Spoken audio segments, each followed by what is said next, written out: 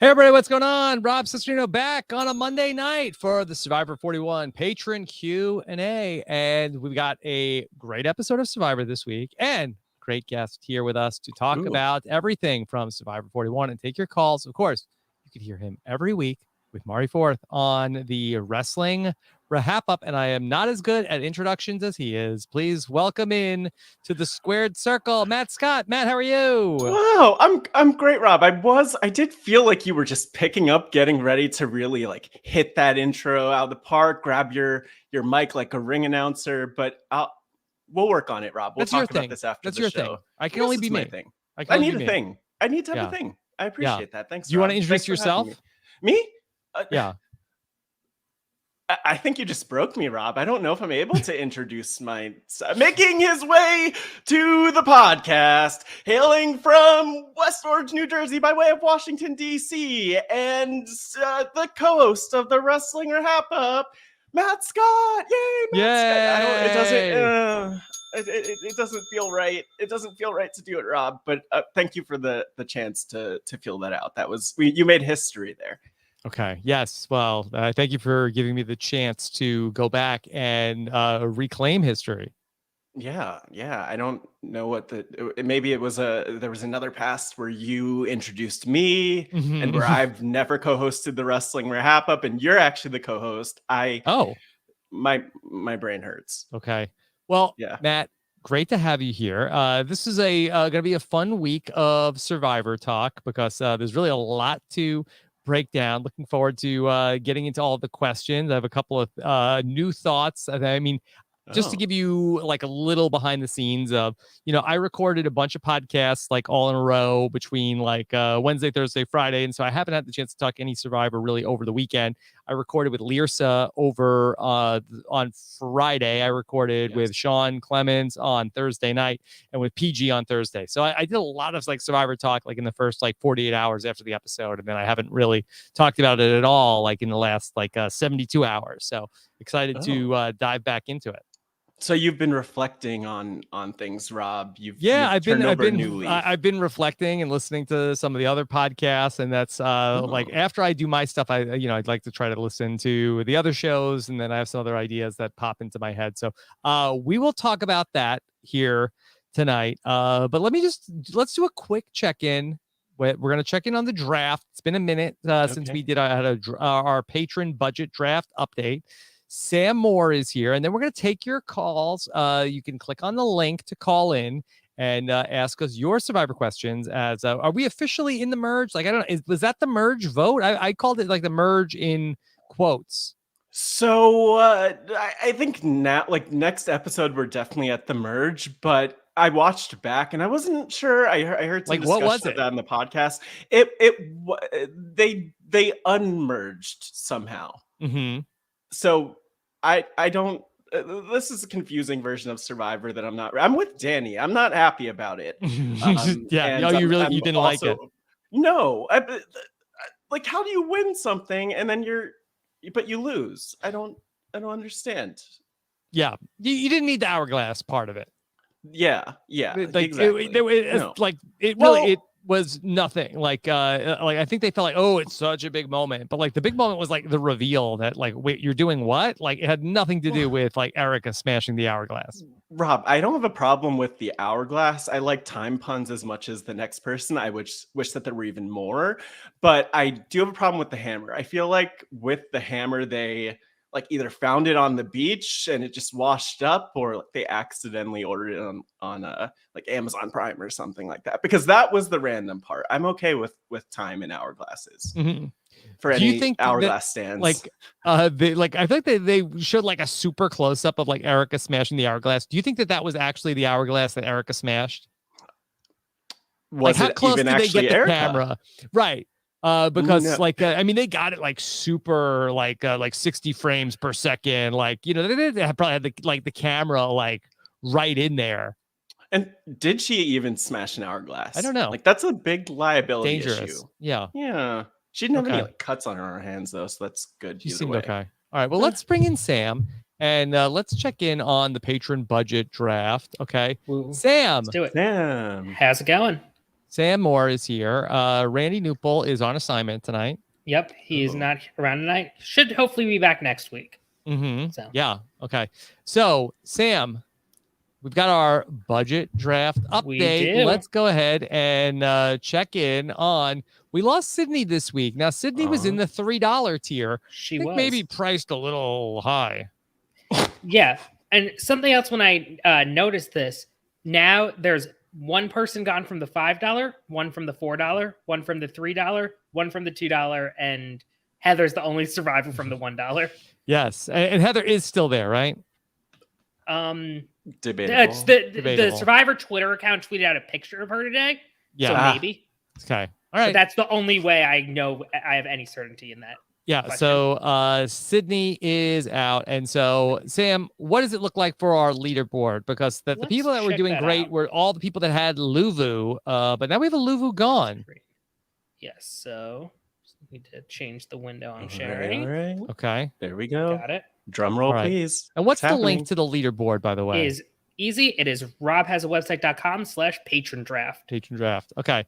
All right. And that we can see here. Two-way tie. A two-way tie between who?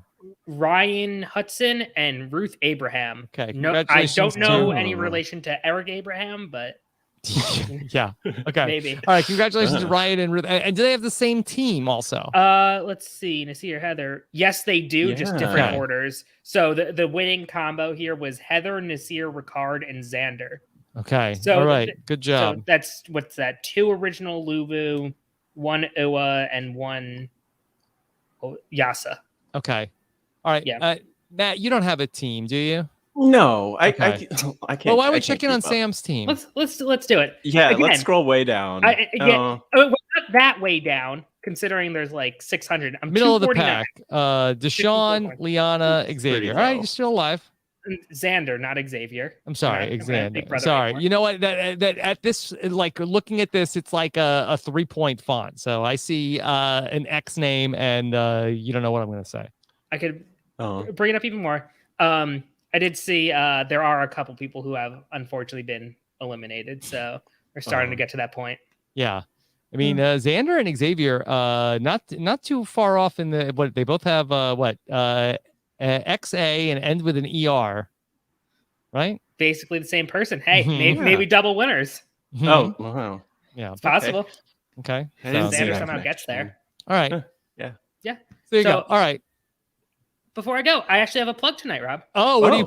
Yes, what? I'm plugging what? No, I'm plugging what I wanted you to plug. Survivor Patron Trivia tomorrow night. Oh yeah, that's gonna be really fun. Like I feel like that the hype is too low for Survivor Patron Trivia coming up on Tuesday night. It's gonna be live at 8 p.m. Eastern. We're gonna use Kahoot, and if you haven't ever used that before, it plays kind of like a Jackbox game where everybody's gonna be playing live. We're gonna give you a URL. You're gonna log in with your phone or with your computer, and then you're going to be competing against everybody live. Whoever's getting the answers in quickest is going to get the most points. We're going to have a leaderboard, so it's going to be really, really fun, and hope you can join us live Tuesday night with Jordan Kalish. I'll send out a StreamYard link during the day tomorrow to join us live, and if you miss it, you can also just play along and watch the video, but you can't compete on the leaderboard. Yeah, so patrons will get a YouTube link so they could watch it there or on Facebook. Take your pick, whatever you prefer. So then you just need to watch there and have your phone or another window handy, and you'll be good to go. And I understand that if you win, you go up against Rob. Yeah, and then we're gonna have like a final death match. Whoever's the winner of like the 20 question Kahoot quiz then will take me on live. If they want to. Otherwise, if not the second place winner. So the person who did the best who wants to face me live will face me live. Yeah, and so you won't be on camera or video or anything unless you're the first place finisher and you want to be. Yeah. And maybe we'll make a prize. We'll send you like some pick out merch in the robswebsite.com/merch. Or we could just ask Akiva what the stakes are. Yeah. Okay. That's it. All right. Sam Moore, great job. See you guys. Okay. Thanks you so Sam. much. Okay. Bye. All right. All right. Matt, Yeah. So I had a question for you For that me. I was thinking about. Yes, Patron Squid Games. Thank you, Addison. So I was really blown away. I listened to the great Shannon Gus on Survivor Global, and I wanted to make sure I listened this week because she had on George from Australian Survivor, who was one. I loved George. I didn't get to watch a ton of Australian Survivor, but I loved him, and I wanted to hear him on with Shannon. And they really, I was so impressed. They really went so deep into the strategy on the vote. And like in my podcasting, like I kind of feel like, oh, like I don't want people to get bored. I don't want to go like too in the weeds on strategy. And I was riveted. It was so good. And they talked about the vote for, if you haven't listened to that, I highly recommend, even if you didn't watch Australian Survivor, you don't need to. George is a very interesting character. And you don't need to have known Australian Survivor to enjoy it. But they go really deep into the strategy. And one of the things they talked about was, should Liana did she have enough information to know the jig was up? And I think it's a very interesting conversation. Shannon and Sam talked about like who knew what. And Liana actually had the information advantage of she knew that they knew that she had the thing to steal their idol, where like they knew she had the thing, but she knew that they knew she had the thing. And so she just messed up, is what you're saying. Well, no, I really don't know. I really don't know that Shannon and Sam felt like that she did have enough information to call off the plan, but I still don't know. I still don't know if she did, because even though she knew that they knew she had the thing, she didn't know that they were onto her. They didn't know that she had devious intentions. So I think she still thought, hey, they still think I'm with them, but they knew that she wasn't with them. Right. Yeah. And I think that's the one difference. And that's a great observation from George and Shannon, really, because it's interesting. Like that was the one thing she was hinging on, that they thought that she was with them, which wasn't the case. They didn't trust her along the way. And so, I mean, this kind of goes back to the last time I was on the Patron Q A before the season started, about almost exactly 2 months ago, where I looked at Liana, and I mean, I don't think this is necessarily fair, but I said, younger players, I think there's just something missing in terms of like their calculus of the game and how they approach things. Now that leads me to underestimate someone like Xander, but I feel like this is something that Liana just kind of missed, because blame it on being hungry, blame it on whatever you want, but Liana actually said, okay, I'm going to take the shot, took the shot, didn't think that the idol existed after Xander gave her a fake idol. So it's hard for me, because I don't want to really rag on Liana, but at the same time, like someone else could have done better in that spot, Rob.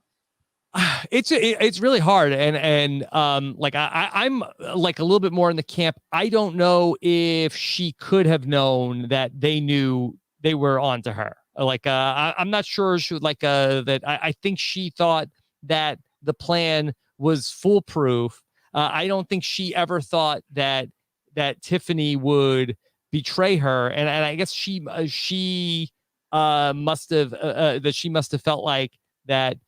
Because I'm trying to think, that they felt like, how did and Chad, help me out here. How did Xander and Tiffany and Evie know for sure that Liana was going to make this play? Did they just think she was going to do it? Well, so Yeah, I'm curious what the chat says on that. I mean, listening to just some of the other coverage, like PG, I think was one of the people at least who pointed out how like obvious it is who's together on Survivor on the different beaches. I mean, one thing that stands out to me is the fact that Shan revealed the fact that she knew about Liana's advantage to Tiffany, so that might hint that maybe there's something there between Liana and Shan. So I think to me, there are probably a lot of things that could cause them to have doubts in Liana as an alliance member. Okay. Josh is saying that Shan, Josh Green is saying that Shan spilled to Tiff and to Liana. Yeah. Oh, well, okay. That was who knows if Liana said in front of Shan and Tiffany that she wanted to get rid of Xander. So like once Tiffany knows, you have to assume everybody knows. But yeah, I'm not sure. I think she was hanging out too much with Shan. Is that so? If anything, like they didn't do enough to hide that relationship. Yeah, and I mean, I think there are so many so many ways that you could reference Big Brother's cookout, but one where I would reference this is the fact that they had their pairs, so they each had someone who wasn't in the actual alliance as their alliance member, so that covered things up more. In this case, it didn't really seem like they were working too hard to cover things up, and we only see so much. Right. That's such a good point. And Big Brother, I think it is a lot. It's a big house. There's different rooms. Yes. You're hanging out with everybody. The days are long. This was just like bam, bam, bam, and you have all week before a vote on Big Brother to be able to like where nobody's around. Like let's work out a strategy now. Where it's like the vote's in 2 hours. It's like you can definitely see who is huddled up with whom. I said on one of the podcasts that I felt like that there's no big D in the camp out to sort of like make every like seem like to fight with everybody and sort of hide it as well. But also the cookout that they were never like in the same room together until like day 67 or something like that. Yeah, exactly. But I think the other aspect of this is like I don't. And this has happened in Survivor Past where certain people have have a couple of conversations. They might be like two Black players or people of color, and then they're in alliance and we have to get them out because they're a threat. Like similarly though, I think that when you see people who have something in common, regardless of what that is, like it's natural to associate them together. So you almost have to do the extra work to prove that you're not together. And I didn't see any indication that they were attempting to do that, but we only see so much on Survivor. I mean, we see almost nothing. 42 minutes. Yeah. Right. So let's take some questions. I got a lot of people on hold. And so that's just like a little bit of an appetizer. So many different things to talk about here. Let's talk to Greg. Okay. Ooh, Greg is here. Greg, how are you? Good. How's it going? Going great. It's great. Greg, what does it say on your shirt? Focus is weird. Yes, we have my no chance to read your shirt on my computer. It's the lyrics to a song called "Maps" by a band called the Yeah Yeah Yeahs. Oh yeah, got it. Gotta love it. Cool. All right, Greg, what's happening? I wanted to get on to say hi to Matt. I had Matt on my podcast a while ago. So super cool to say hi to Matt. I was thinking about. Well, you want to give the plug? What did you talk about with Matt? We talked about his work with the with NASA and his work with community building. I do a podcast about community building. It's called This Must Be the Place. You can find it at thismustbetheplayepodcast.com. Matt was the last interview I did. I kind of got tied up with work, and so I've been on a little bit of a hiatus for a while, but I'll get back to it. It comes and goes. I got 14 episodes, so I'm above average, I guess. Didn't you say the average is 8? 8 is sort of like the point of no return of if you get to 8, it's like most podcasts stop before 8 episodes. Right. But when you get to 9, you go on forever is how it works. I don't know if you go on forever, but it's sort of like 8 is sort of like the point of demarcation where it's like there's a lot of people that it's easy to start a podcast. It's hard to keep it going. And it's sort of like that little you kind of run out of momentum by the time you get to right before 8, where it's like, is this even fun? I don't know if I can make it to 9. God. Maybe I need to ask Mike White if it's fun or not. Yeah. Well, don't ask So Mike White. Yeah, I don't know. Honestly, I don't want to ask my wife anything. It's fine. Okay. But you were just talking about like the who knew who and what. Didn't Liana like say at some point in the show, like, I assume that everybody knows about my advantage? Like, how could she have not known that everybody knew about it? And as such, like, it just seemed really clear to me that everybody knew and that they were gunning for Evie and that like Xander was going to play it. I think the question is should she have figured out the fake idol move or not?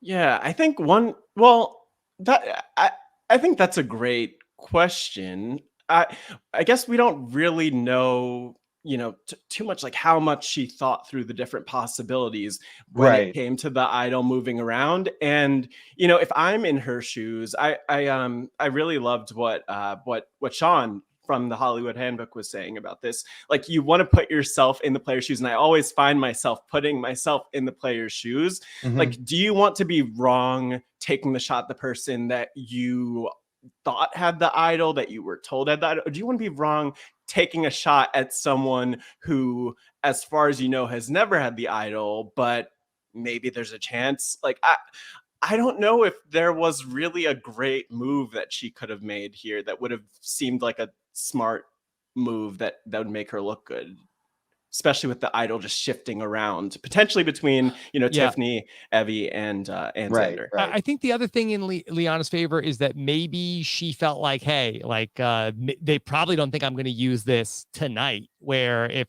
this is my first chance to use it, maybe I should just like use it right away, and they won't necessarily see it coming, or they won't expect me to be using it right away. Because again, they like in Liana's mind, she thought that they were still with her. Like, they did a really good job of selling her that nothing was up, even though they knew that she had flipped. And so, and maybe she did. I guess for them, it's like, maybe she is going to flip and maybe she's not. But really, all they did was like have insurance. It's like they didn't even need to be 100% sure that she was going to flip. They were just like, okay, let's just let Tiffany hold the idol tonight. Right. And then Tiffany, you play the idol on Evie if we need to. And then just in case, like maybe we can like bait Liana, like we'll really test her. And then, we'll be like very obvious about this fake idol. And that way, I mean, I guess it's possible also, like somebody else, like they say, like maybe if she has this power, maybe another person could potentially have this power in the game. So like, I think that there was really almost no risk to what the Yasa people did. Right, because if Liana doesn't play it, then nothing, no harm. It was no harm, no foul, exactly. because then Tiffany was still going to get to play the idol. And right. I'm not clear on, like, to me, it seems like giving the idols to Tiffany was an amazing idea. Yes. I don't, again, understand exactly how much the other tribe mates saw conflict between Tiffany and Xander, or any tension or friction, or just didn't see them together. But to me, that's definitely was a better move than giving it to Evie, and there wasn't anyone else to give it to. So it seems like the other players didn't even consider that Tiffany would have the idol. Yeah. Right. So right. No, I don't think so either. Yeah. We're left to fill in a lot of gaps too. Yeah. But that's one where I'd say, like, okay, these two, maybe there's friction between them, and it makes sense that like Tiffany wouldn't have it, but we know that Tiffany had it. So now it'll be interesting to see how they proceed, because clearly those three are together, are super tight.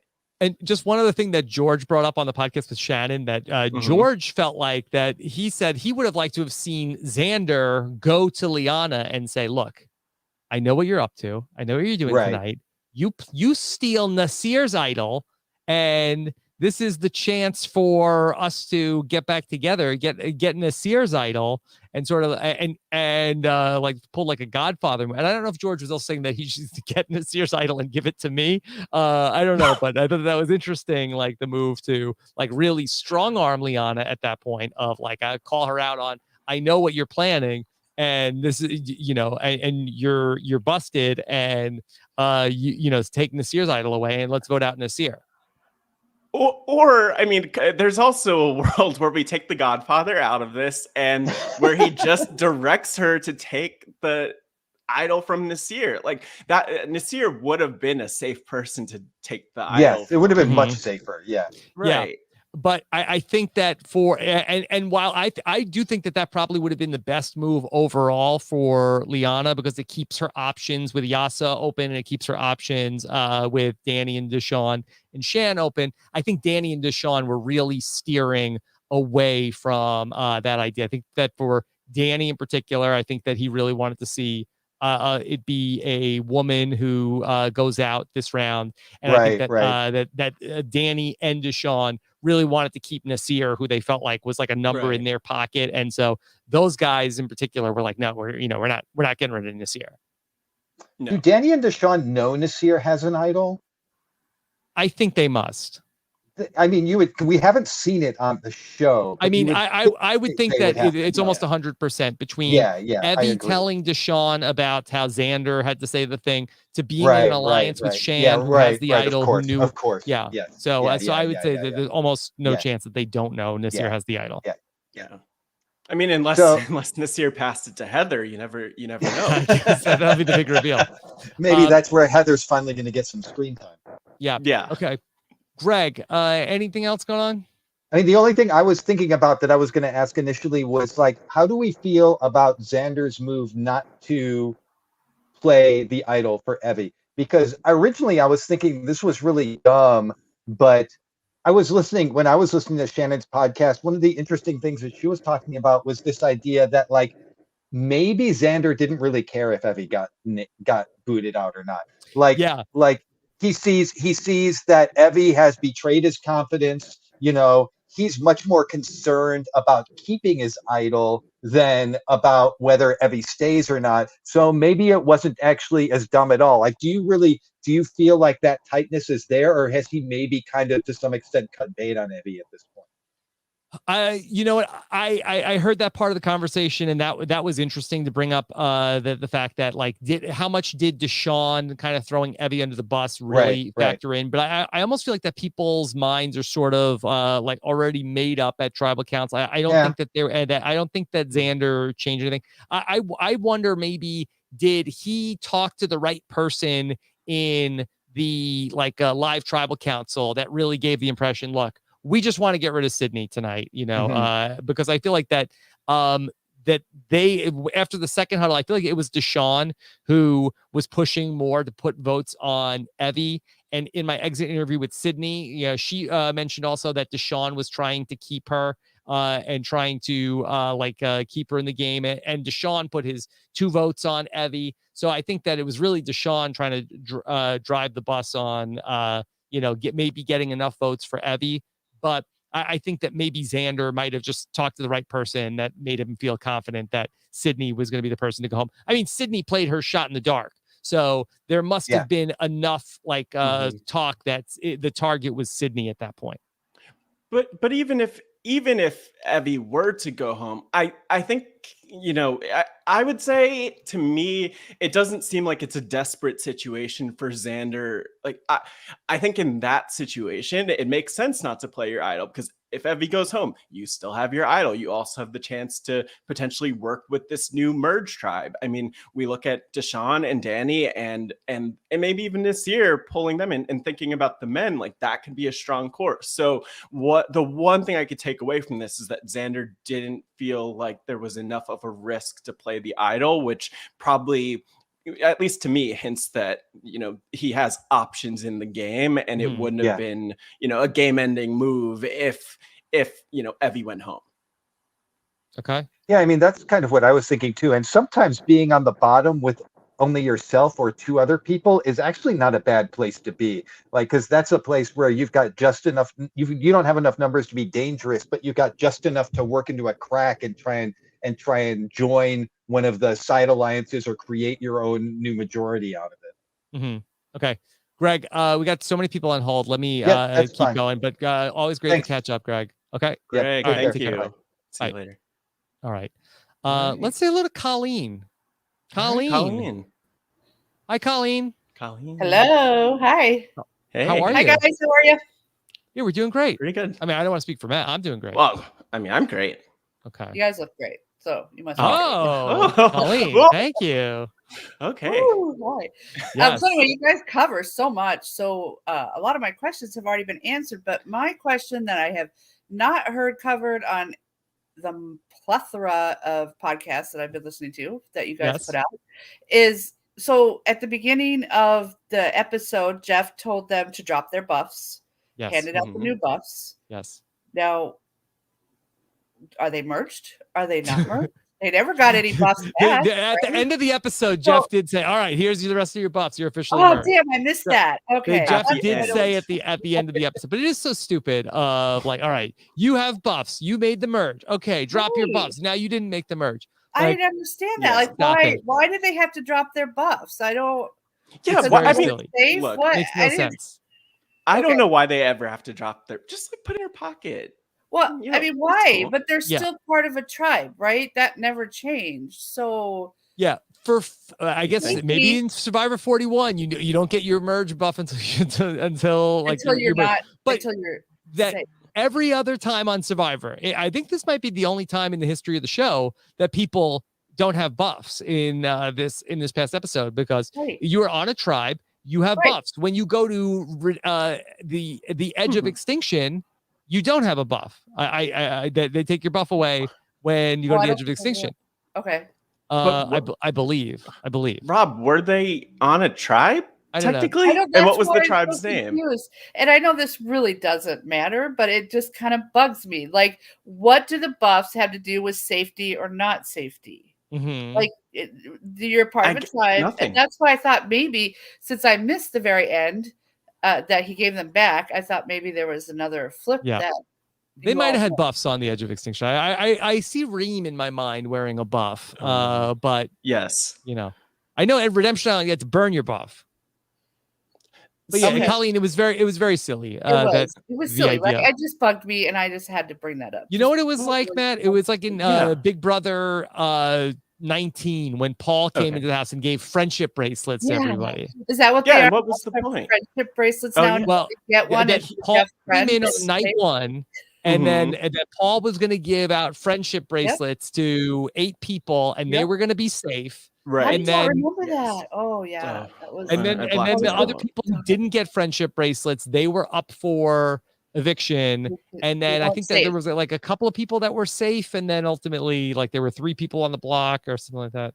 But Yeah. did they have to drop their friendship bracelets No. at any point? Yes.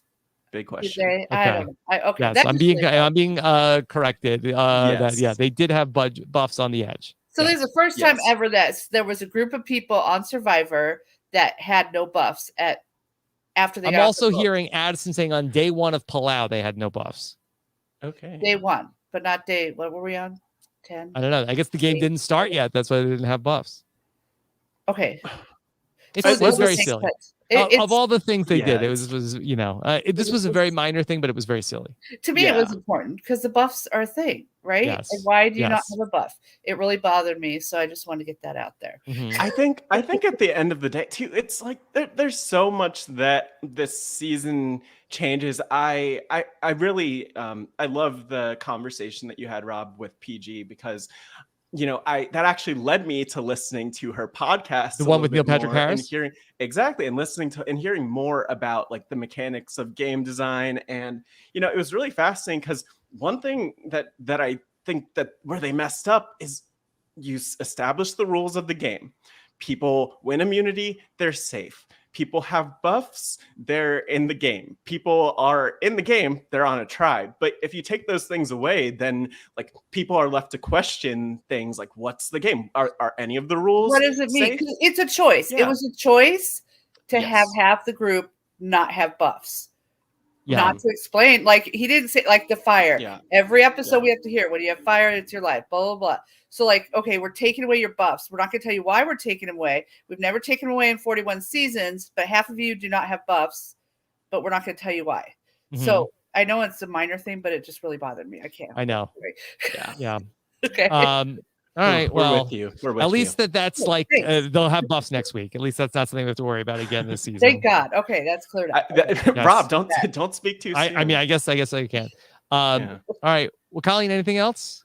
No, just Danny's my favorite. I'm really rooting for him. And I think we all had all the feels, everything he said when he was mad that it was edited out, and then I wish we could have seen what he said to Jeff. That would have been good. Yeah. But that was another thing that Shannon and George talked about, that we haven't given Danny enough credit for, he was one of the 5 people that was, and no, his name didn't come up, and he's a big threat in terms of winning challenges. Right. Okay. Danny all the way. That's my pick. All right. I'm sticking with that. Okay. All right. Thanks, guys. Colleen, thank you so much. Thank you. Alrighty. Matt, let me ask you a question. Do you own any buffs? I do. Rob, I own a buff. I went to Bryson Wen Presents. I got a buff there. What I'm buff? not currently wearing they have a Team Wendell buff, or they have Bryson Wendell buff? No, it's a Survive 41 buff. It's a Luvu buff, which I okay. You want winner, was that a prize? It was a prize. I have it. Yeah, I have clues. I have all of the things from going to the event. Yeah, I do own a lot of buffs. I wear one every day. And that I wear it to go to sleep. Like it's a great eye mask. Okay, wait, do you only wear it when you sleep, Rob? Yeah, I go to bed and I put on a buff. Do you wear it my eyes? I feel like this is a revelation, just because, I mean, other than the fact that you wear it while you sleep, do you wear them when you're awake? Do you ever wear them when you're podcasting? No, I never wear them when I was podcasting. I actually did wear one over the weekend when I was in New York this weekend. I went to go visit family, and I ate so much on Saturday that I'm like, I need to exercise. So did you wear it as a shirt or something? No. I have, that would fit. I have the Nicole does a lot of the Peloton stuff. So I did I have the Peloton app, and I did an outdoor run, and I did have it on, but not as a sweat, I'm sweating so much. It was that my ears still my ears are gonna freeze. And so I did wear it but I wear it inside out, because I would be mortified if somebody is what a loser. Are you Rob Cesternino? I do wear it inside out, and you can't read the word survivor, but I did have it on. I feel like that it's good. Look, the buff has a lot of different uses.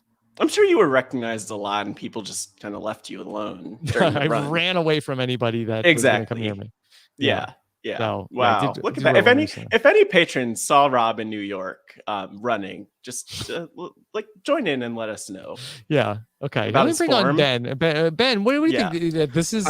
You think this is kayfabe? I don't know. If I'm a runner too, and if I have own buffs, and I've never dared to wear them outside the house. Yes. You'd be embarrassed? Oh yeah. And if I Ben, saw you have a Peloton? I do. It's right there. Yeah. Okay. Yeah. So if I had seen Survivor out running wearing a buff, it would have been the highlight of my year. Yeah, you would be embarrassed. So I wore it inside out. And I also if I go on a plane, I want to go to sleep, I have the buff on. But again, I wear it inside out. I don't want to people what a loser. You are trying to be recognized, for being on Survivor. Rob, what color is this buff? The one I had over the weekend was a blue. It was actually the Survivor All Stars merge buff, but I have a red. The one I usually sleep in is a red one, and I'm not sure if it's the Survivor Amazon merge or if it's Shapira. But it's just I don't think about what color buff. I just I'll wear the Rob as a podcast buff. But I have one that LaRue from Survivor South Africa gave me. That's Survivor South Africa production. I'm not get into the weeds of I have to wear this buff. I just whatever buff is around, I just grab. My kids take them. I just want to have one nearby. Oh my gosh, I feel like I need more buffs in my life. I only have one. Yeah, look, they're very multifunctional. They are. They're more stretchy than I realized. I bought non-Survivor buffs also. Yeah. Oh. So the buff is great. Okay. Ben, what's going on? I was listening to the PG podcast, and it sparked something when she was talking about game design. Yeah. And so I had this idea now that that production is so worried about the 26 days and about things not going how according to plan or not living up to expectations or being a boring season, that they essentially like created a bunch of these like mini games structures or so that would essentially like recreate situations, like if the players weren't like up to par, then they have this thing is something like the Tokenshien's Exile Alliance. They have like this version of that where they just sort of plug the players in, and anyone, even a dummy, could get something out of it.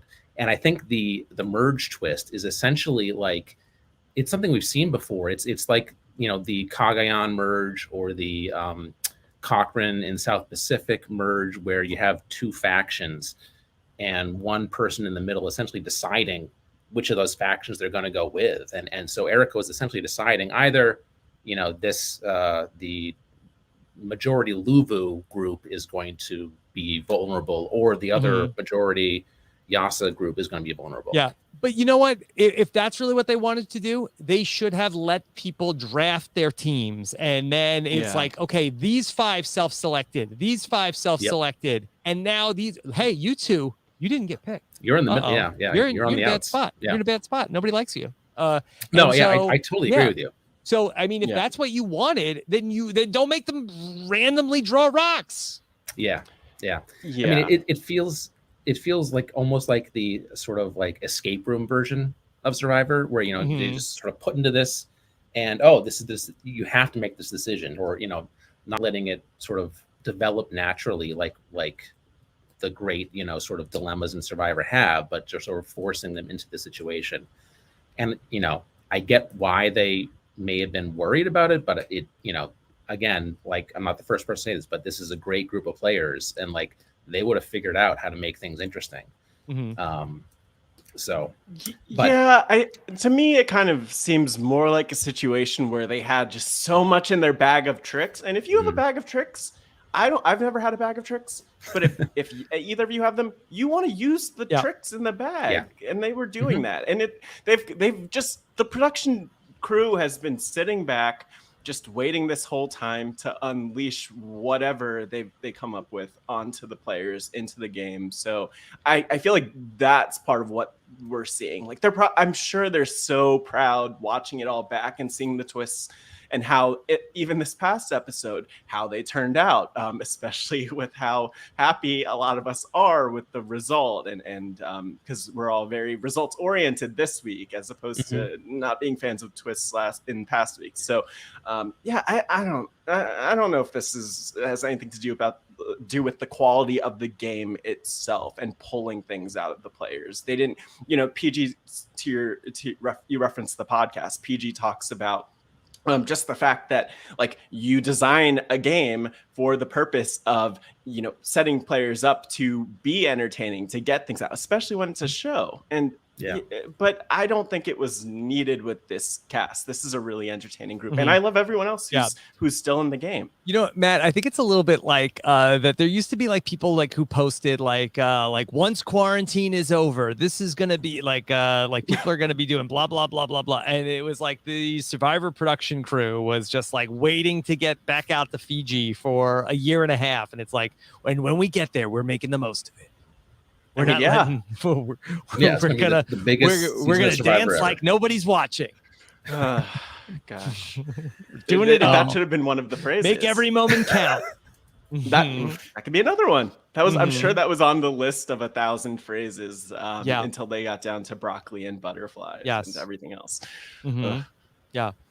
Ben, I want to say that I think that you have a great flannel shirt also. It's very warm. Thank you. I like. It looks like you wouldn't even need a buff on your ears if you went outside running. Thank you.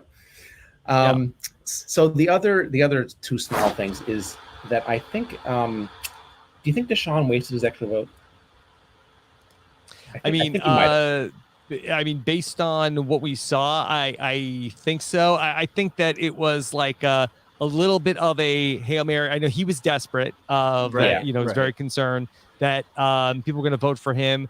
And I think also he felt like, okay, maybe I could save Sydney also. If they do play the idol on Evie, like it would have been potentially a chance to let me look at the votes. It was 5 votes for Sydney, 4 votes for Evie, 3 votes for Deshawn. So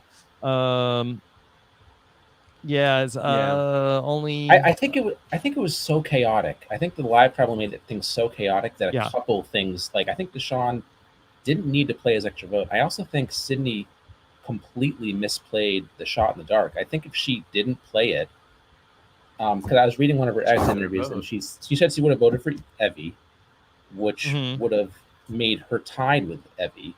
Yes. 5-5. And then Evie would have won the revote. Yeah. And she also thought that Erica didn't have a vote because of the exile. But I guess she didn't think that Deshawn was going to use his extra vote. I guess also.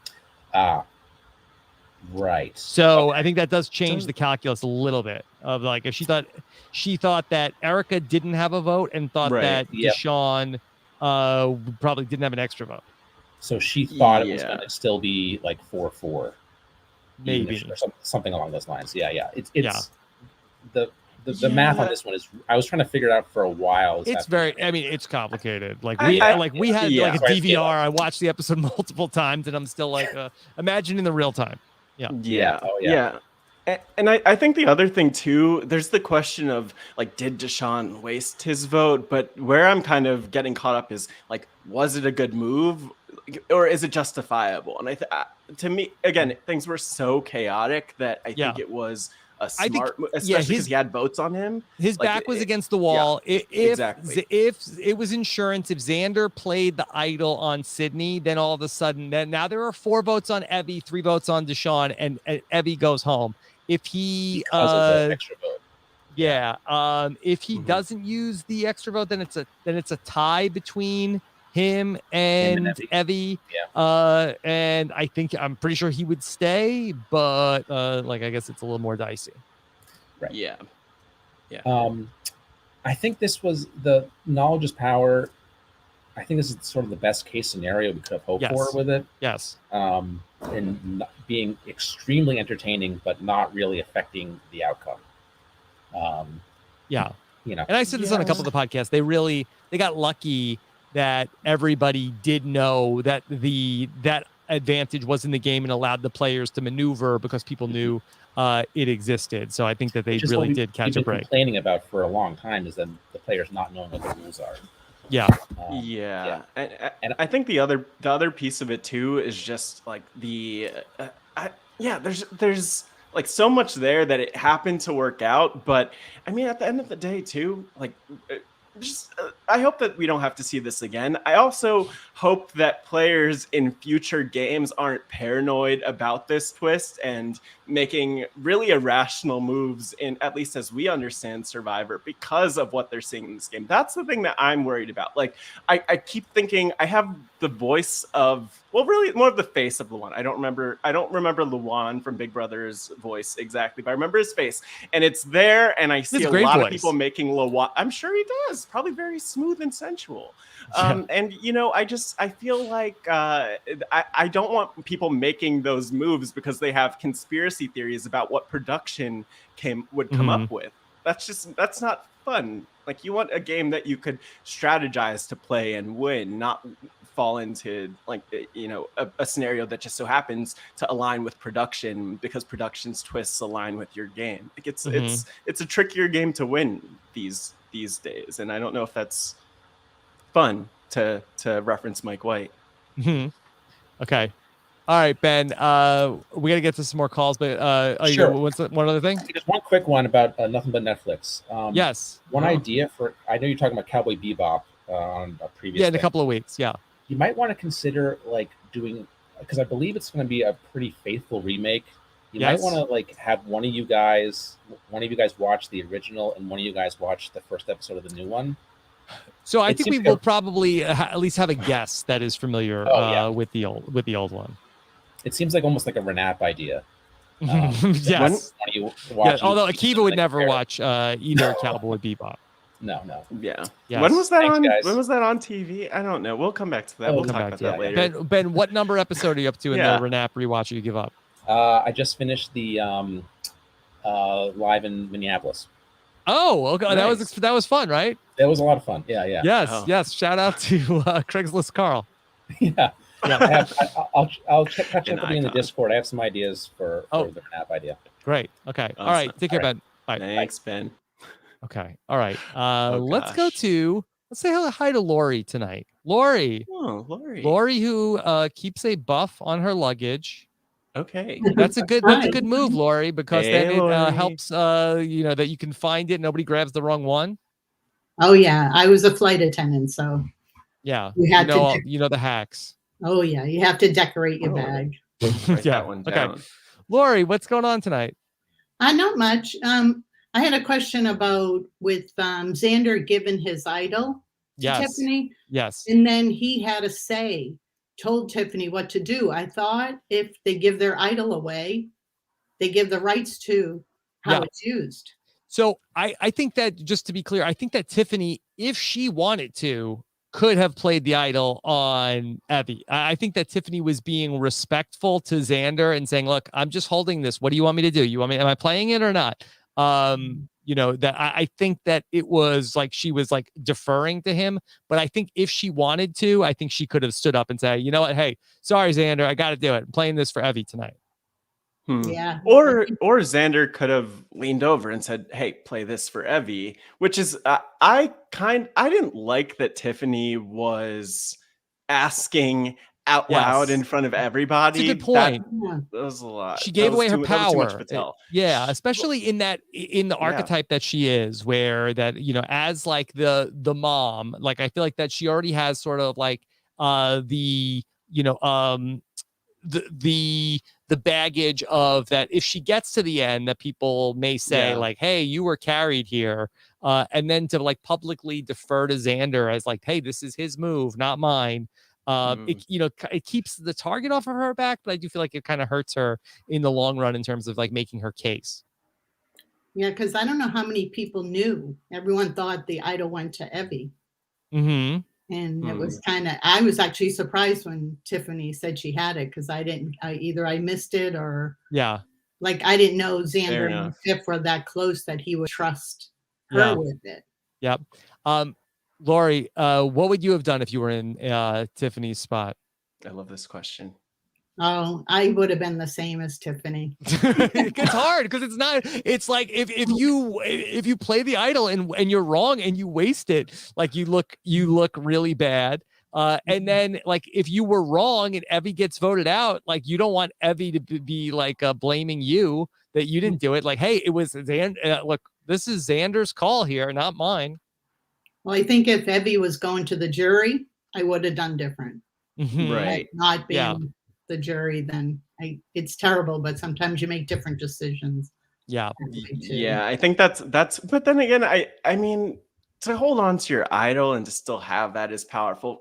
To go back to Tiffany though, I mean, you have to really wonder what's going through her head. I like so many people I know like love Tiffany, and they're such big fans of Tiffany, and I'm so curious to even know what her argument would be if she made it to the end and how she would navigate that. And again, I mean, this is just me being having various age biases, but like she probably has more experience convincing people than a lot of players here, and I hope that would fare well for her. And I think the trope of like the mother figure making it to the end but not being able to convince people is something that a lot of these players are probably so aware of that she could do well. We'll talk about that later, if and when she wins.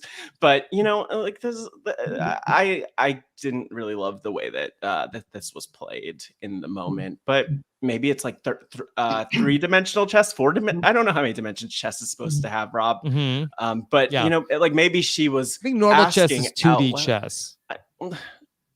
I'm not great at the math and science, but I can say I really think that there's something there of her maintaining the motherly instinct rather than like playing an idol and being seen as cutthroat and someone who needs to be taken out because of that. Yeah, and I think she would hope Xander would stay by her side for a long time, but I'm not sure if Xander would actually keep that going. from doing something nice and definitely keeping the connection. Okay. All right. Well, Lori, anything else?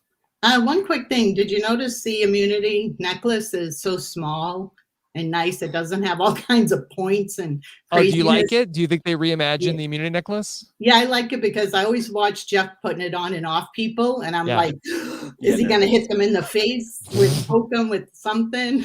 Yeah. Keep it simple. Lori, what buff do you have on your suitcase? I have 3 of them. I have one that's an old season. Wow. Yes. Yeah, I have 3 buffs. They're actually folded because I'm not flying anymore, so they're sitting here. Is that the 30 season buff or the 40 season buff? Ooh, I think it might be the 30. Or 20. It might be 20. Yeah. Okay. But all right. I mean, I have like 3 of them folded up, and I always have one on my bag when I fly. But last trip, the 2 guys, keep going. Go ahead. 2 guys sitting in row 1 when I was walking by them, they noticed it. And I was like, but they had masks on. And I'm like, oh my God, they could have been, a player. They could have been someone. I wish so bad I had my iPad when I could look up names. Yeah. For the people sitting in the seats. Yeah, I always get curious when it's someone noticing, Yeah. All right, cool. Well, Lori, thank you so much for the call, okay? Oh, you're welcome. Bye, guys. All right, Thanks, Lori. Bye. Okay. Let's say hello to Gabe. Okay. Gabe, you ready? Okay. Gabe. Gabe is wearing the Cincinnati Bengals ski cap. Hanging in there, right, Gabe? I took my dad to our first football game in 10 years the other week to see the Jets, and it was a pain. It was awesome, though.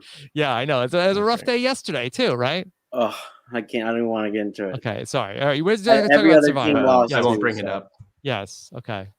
All right. So, my question is about Shan, and I think that obviously she's the front runner, but I think she's gotten a fair amount of criticism in the past couple of weeks, about blabbing about the advantage.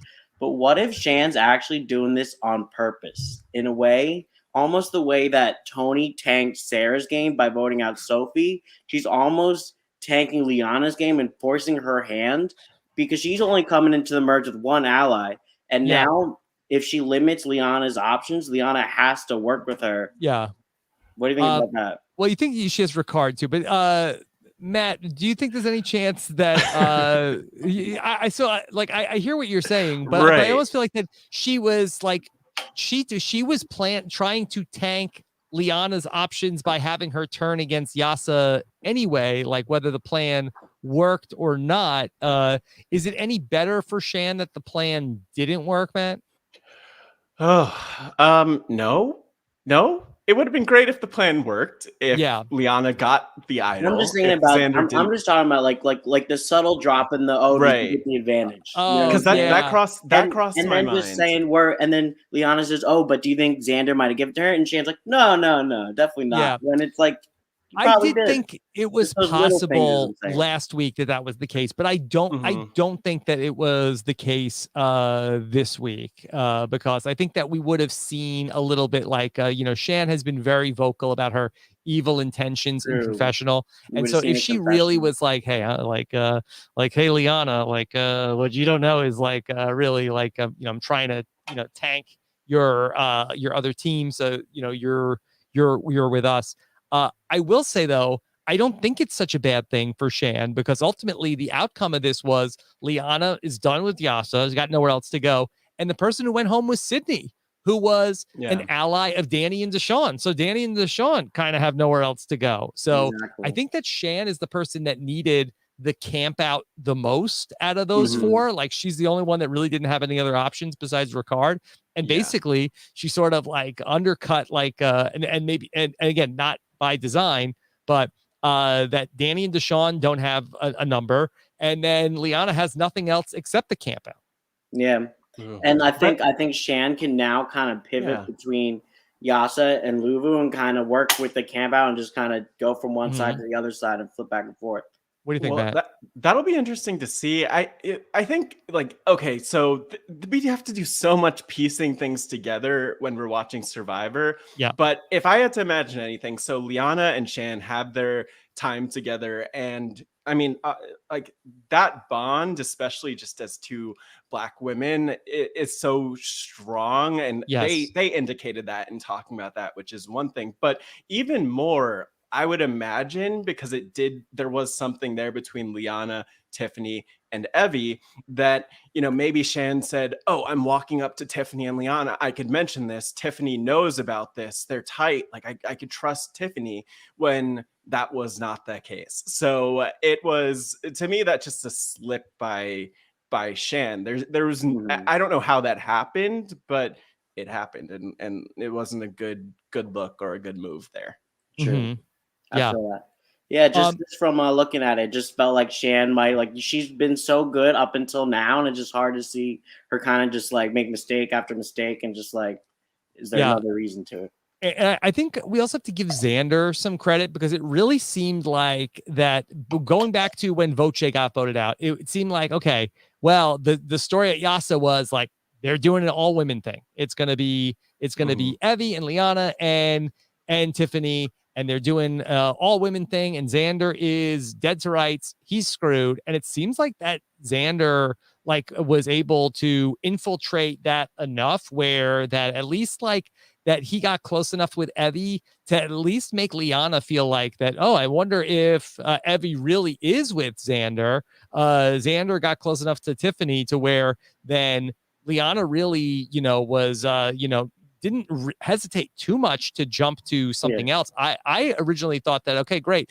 Liana and Shan have bonded. Now this sets up Shan perfectly to get brought in as part of the women's thing going on with Yasa, but it really was going to happen. It really ends up being where then, you know, Shan and Liana paired up with Danny and Deshawn, and Liana was like basically, you know, completely left Yasa. So it was an interesting way that it turned out. I mean, on the flip side of that, Rob, too, I think there's definitely credit that we have to give to Xander, but also we're kind of left looking at Liana like, what did you do wrong? Like, what happened that they so quickly thought, oh, we can't trust her? So I look at her as sort of being, you know, culpable here, because I mean, Tiffany and Evie were willing to go with Xander rather than try to forge something and find some way forward with Liana. And so again, we only see so much, but I would imagine, back to what I was saying earlier, that maybe they saw that Liana had other options and was kind of cheating and turning in this other direction, and didn't love that. But I felt great about Liana before this week. Not so much now. Hopefully I don't run into her on the DC streets and have to explain that. But she lives in DC, Liana? She does. She's a student at Georgetown University. So I'm sure if you ran into her on the streets, I'm sure she would give you like the straight scoop. Yeah, I guess so. I would probably vote her out too. I don't know. I don't know if I could trust her or not. Yeah. And she just seemed like very gung-ho also on like, and Steven talked about this on the know-it-alls, where it was like, okay, Xander is my target. I gotta like, you know, she wanted to vote off Xander instead of Voce, and they missed the shot, and she was crying to start the next episode. She's like, I just knew voting out Xander was the right move, and we didn't do it. And then when she went and she got the advantage, she says, I've got the advantage now, and this is what I need to take out Xander. And then when she had the chance, like, okay, now we can use the extra vote and we can, you know, go after Xander. So she was like just so set on, you know, going after Xander that I feel like that then when there was like some warning flags of like, hey, maybe don't do that, it was still, you know, this was like, she just like, you know, had dreamt that this was the move. She had tunnel vision. Really. Yeah, exactly. Yes. We're on the same page. Yes. Okay. Yeah, I think they just didn't do a good job of showing that they weren't, you know, when they met originally, they were like, we're going to keep this secret, we're going to keep this DL. And then probably when they got together, they just hung out on the beach all day, and it was pretty just obvious that they were together. Yeah. I'm trying to think, were they both in the group? Yeah, they were both in the safe group. So like they had basically like 2 days when they were able to like hang out. They didn't go to the merge feast, and maybe they bonded you know, a little bit more. So they had the time on the island, but then they also had basically, because Erica was on Exile Island for 2 nights. So they probably had like a day and a half together before they had to start scrambling about this vote. Yeah. And they probably also were getting ready to vote together because think about it, when before Erica smashed the hourglass, it was going to be Shan, Liana, Erica, or I guess Erica, Heather, who else? Xander, and so maybe like Shan and Liana were planning the let's take Xander's idol move from before like it even got to flipping it around, where he was going to play it on Evie. Yeah. I'm excited to see how it plays out. Yeah, the other thing though too, and this is again like pointing to one of the many distinctions between Big Brother and Survivor, the fact that like they literally separated out the two. You had half of the, and now I don't even know if I call them a tribe because I'm not sure if they were officially merged or not, but you had the winners who were at the merge feast together, and you had the people who were given the win later together also. And so I think there's always a thought like, I'm not with that group of people. They're together. Maybe they're working together, and you have to kind of do that math. And so I don't think that bodes too well for Liana and Shan in that situation. Okay. Definitely. All right, Gabe, anything else? No, I think that's it. Thank you, guys. Okay. All right. Thanks so much, Gabe. Bye. Okay. Let me bring in Josh Green. So I want to talk to Josh. Okay. Josh, how are you? Josh is wearing a buff. What buff are you wearing? Oh, I just got the 41 merge buff. Oh, that's a nice color. Yes. Look, I'm trying to take the positive things out of this season. Yes, and I think nice merge buff. I think the merge buff might be one of the best in a long time. Josh, can I talk to you about what you called in last week to talk about Sydney? You can. Okay. Oh, no. And you were a big Sydney fan, and I enjoyed Sydney on the show, but I have to say like I thought that there were things that from her exit press that were amusing, but I have to say I feel like that she lost some luster in my eyes this week. Yeah. And Matt and I talk a lot about the challenge, and yes, some of Sydney's remarks in her exit press were confessionals you would see on the channel. Oh, do you think is Sydney playing 5D chess? That do you think, Josh, that she is angling to be cast on the challenge? Rob, it's not that tough. They travel all over the world. That's her thing. I mean, wow. She might be playing 5D chess. I mean, oh, that's incredible. Wow. Yeah. Oh wait, hold on. This music is still on from when I did Twitch like 5 hours ago. I don't know if they could handle her. Like I don't know if they can handle her on the challenge. Yeah. Yeah. I love that she loves herself. She loves herself probably more than most people on the challenge love themselves. So that's going well for her. Yeah, it really is. I am like the threat of threats. She is. I'm savvy as hell. I'm good looking. I'm a physical threat. Yep. Yeah. Yep. Her versus CT and Hall Brawl.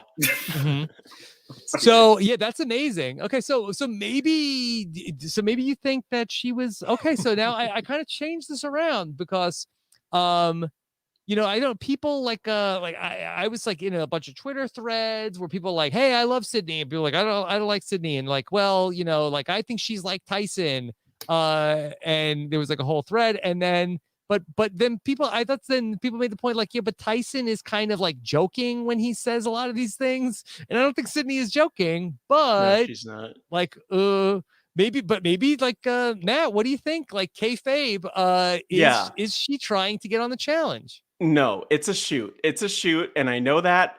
It's all real. What do you mean it's a shoot?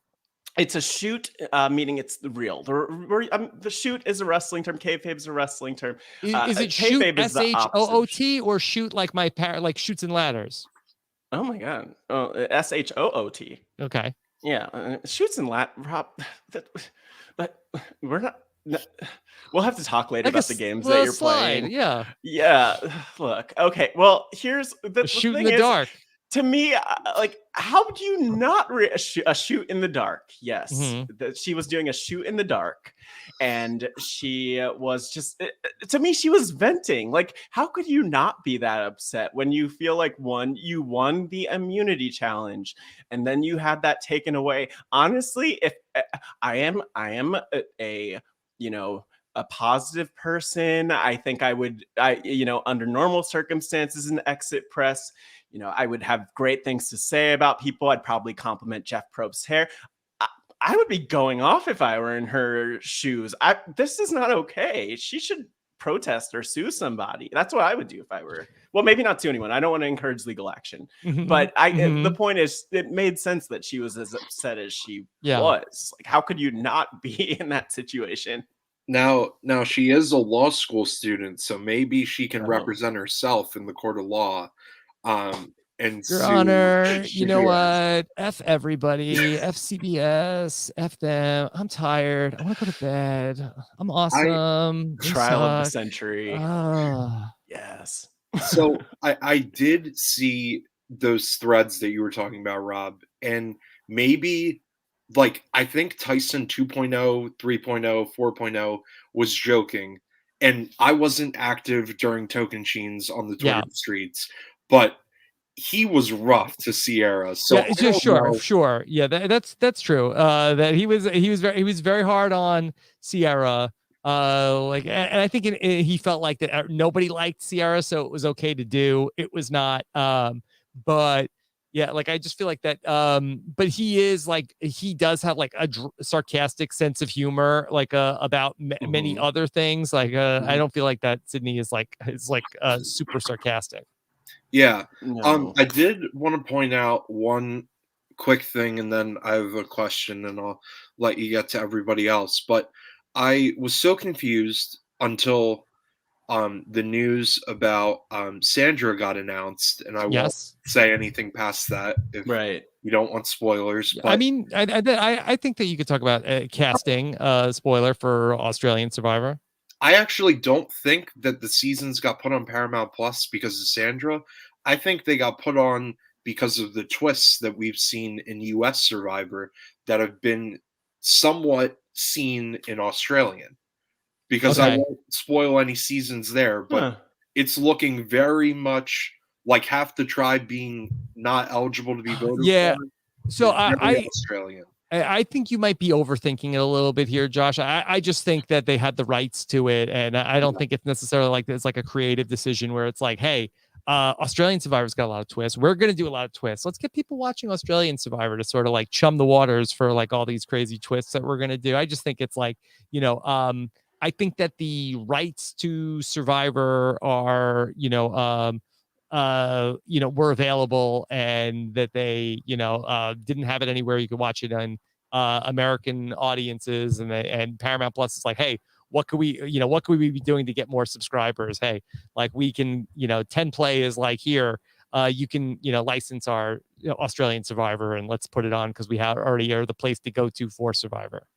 Yeah, I would just add, questionable decision to only put up seasons 4 to 6. I have heard that season 4, which I have watched, and season 6, which I haven't, are two of the best seasons. All to say, I don't understand the logic behind much of how they post different seasons of shows on across streaming platforms, not just on Paramount. I think it's just a lot of rights issues. Yeah. They can do without season 1. Just put on season 2 and 3. Yeah. That's what I've heard too. But the other thing I wanted to bring up, I think every know-it-all is going forward, Rob. Yes. Steven is going to have a lot to relate to, because I think with these public idols, especially at like 11, 10, 9, 8, I think we're going to get a ton of plurality. Can't even talk. Plurality votes with extra votes, because everyone knows where the idols are, and there's 3 extra votes everywhere. So I think there's not going to be one alliance voting for one person, one alliance voting for the other. I think a lot of votes down the stretch, like 3 or 4 people, are going to be getting their name written down every tribal. What do you guys make of that? Oh, that's a good question. I mean, are you saying, Josh, a lot of split votes because of the different advantage? Okay, yeah. It'll be interesting. I think what I would love to see, and maybe if that's the case, what we'll see are just like more kind of mistakes, like, oh, we should split this vote when we really shouldn't. So that's another thing that people have to take into account, which I think is fun. I don't know if that's too different than what Survivor's been, except the advantages are just a little bit. And I just wonder if this vote that we just saw might be just like a little bit of a preview of what's to come, just in terms of like chaos, where people are splitting the votes, but somebody's playing a second vote, but somebody's playing the shot in the dark, and somebody's losing a vote. So like I think it's like going to be very hard for anybody to get like a head count on like exactly like how many votes are coming up and how to split the votes.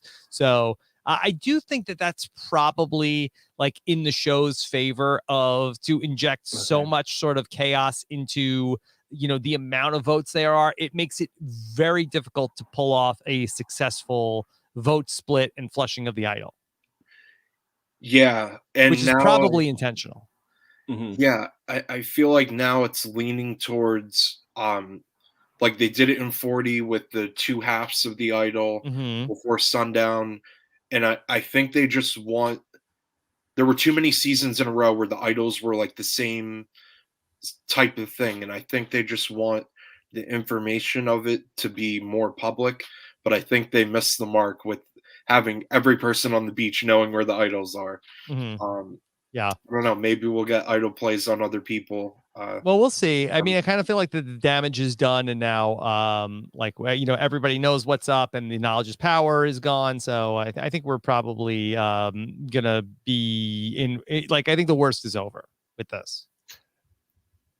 You know what? I'm excited about it. You think I'm tempting fate, Matt?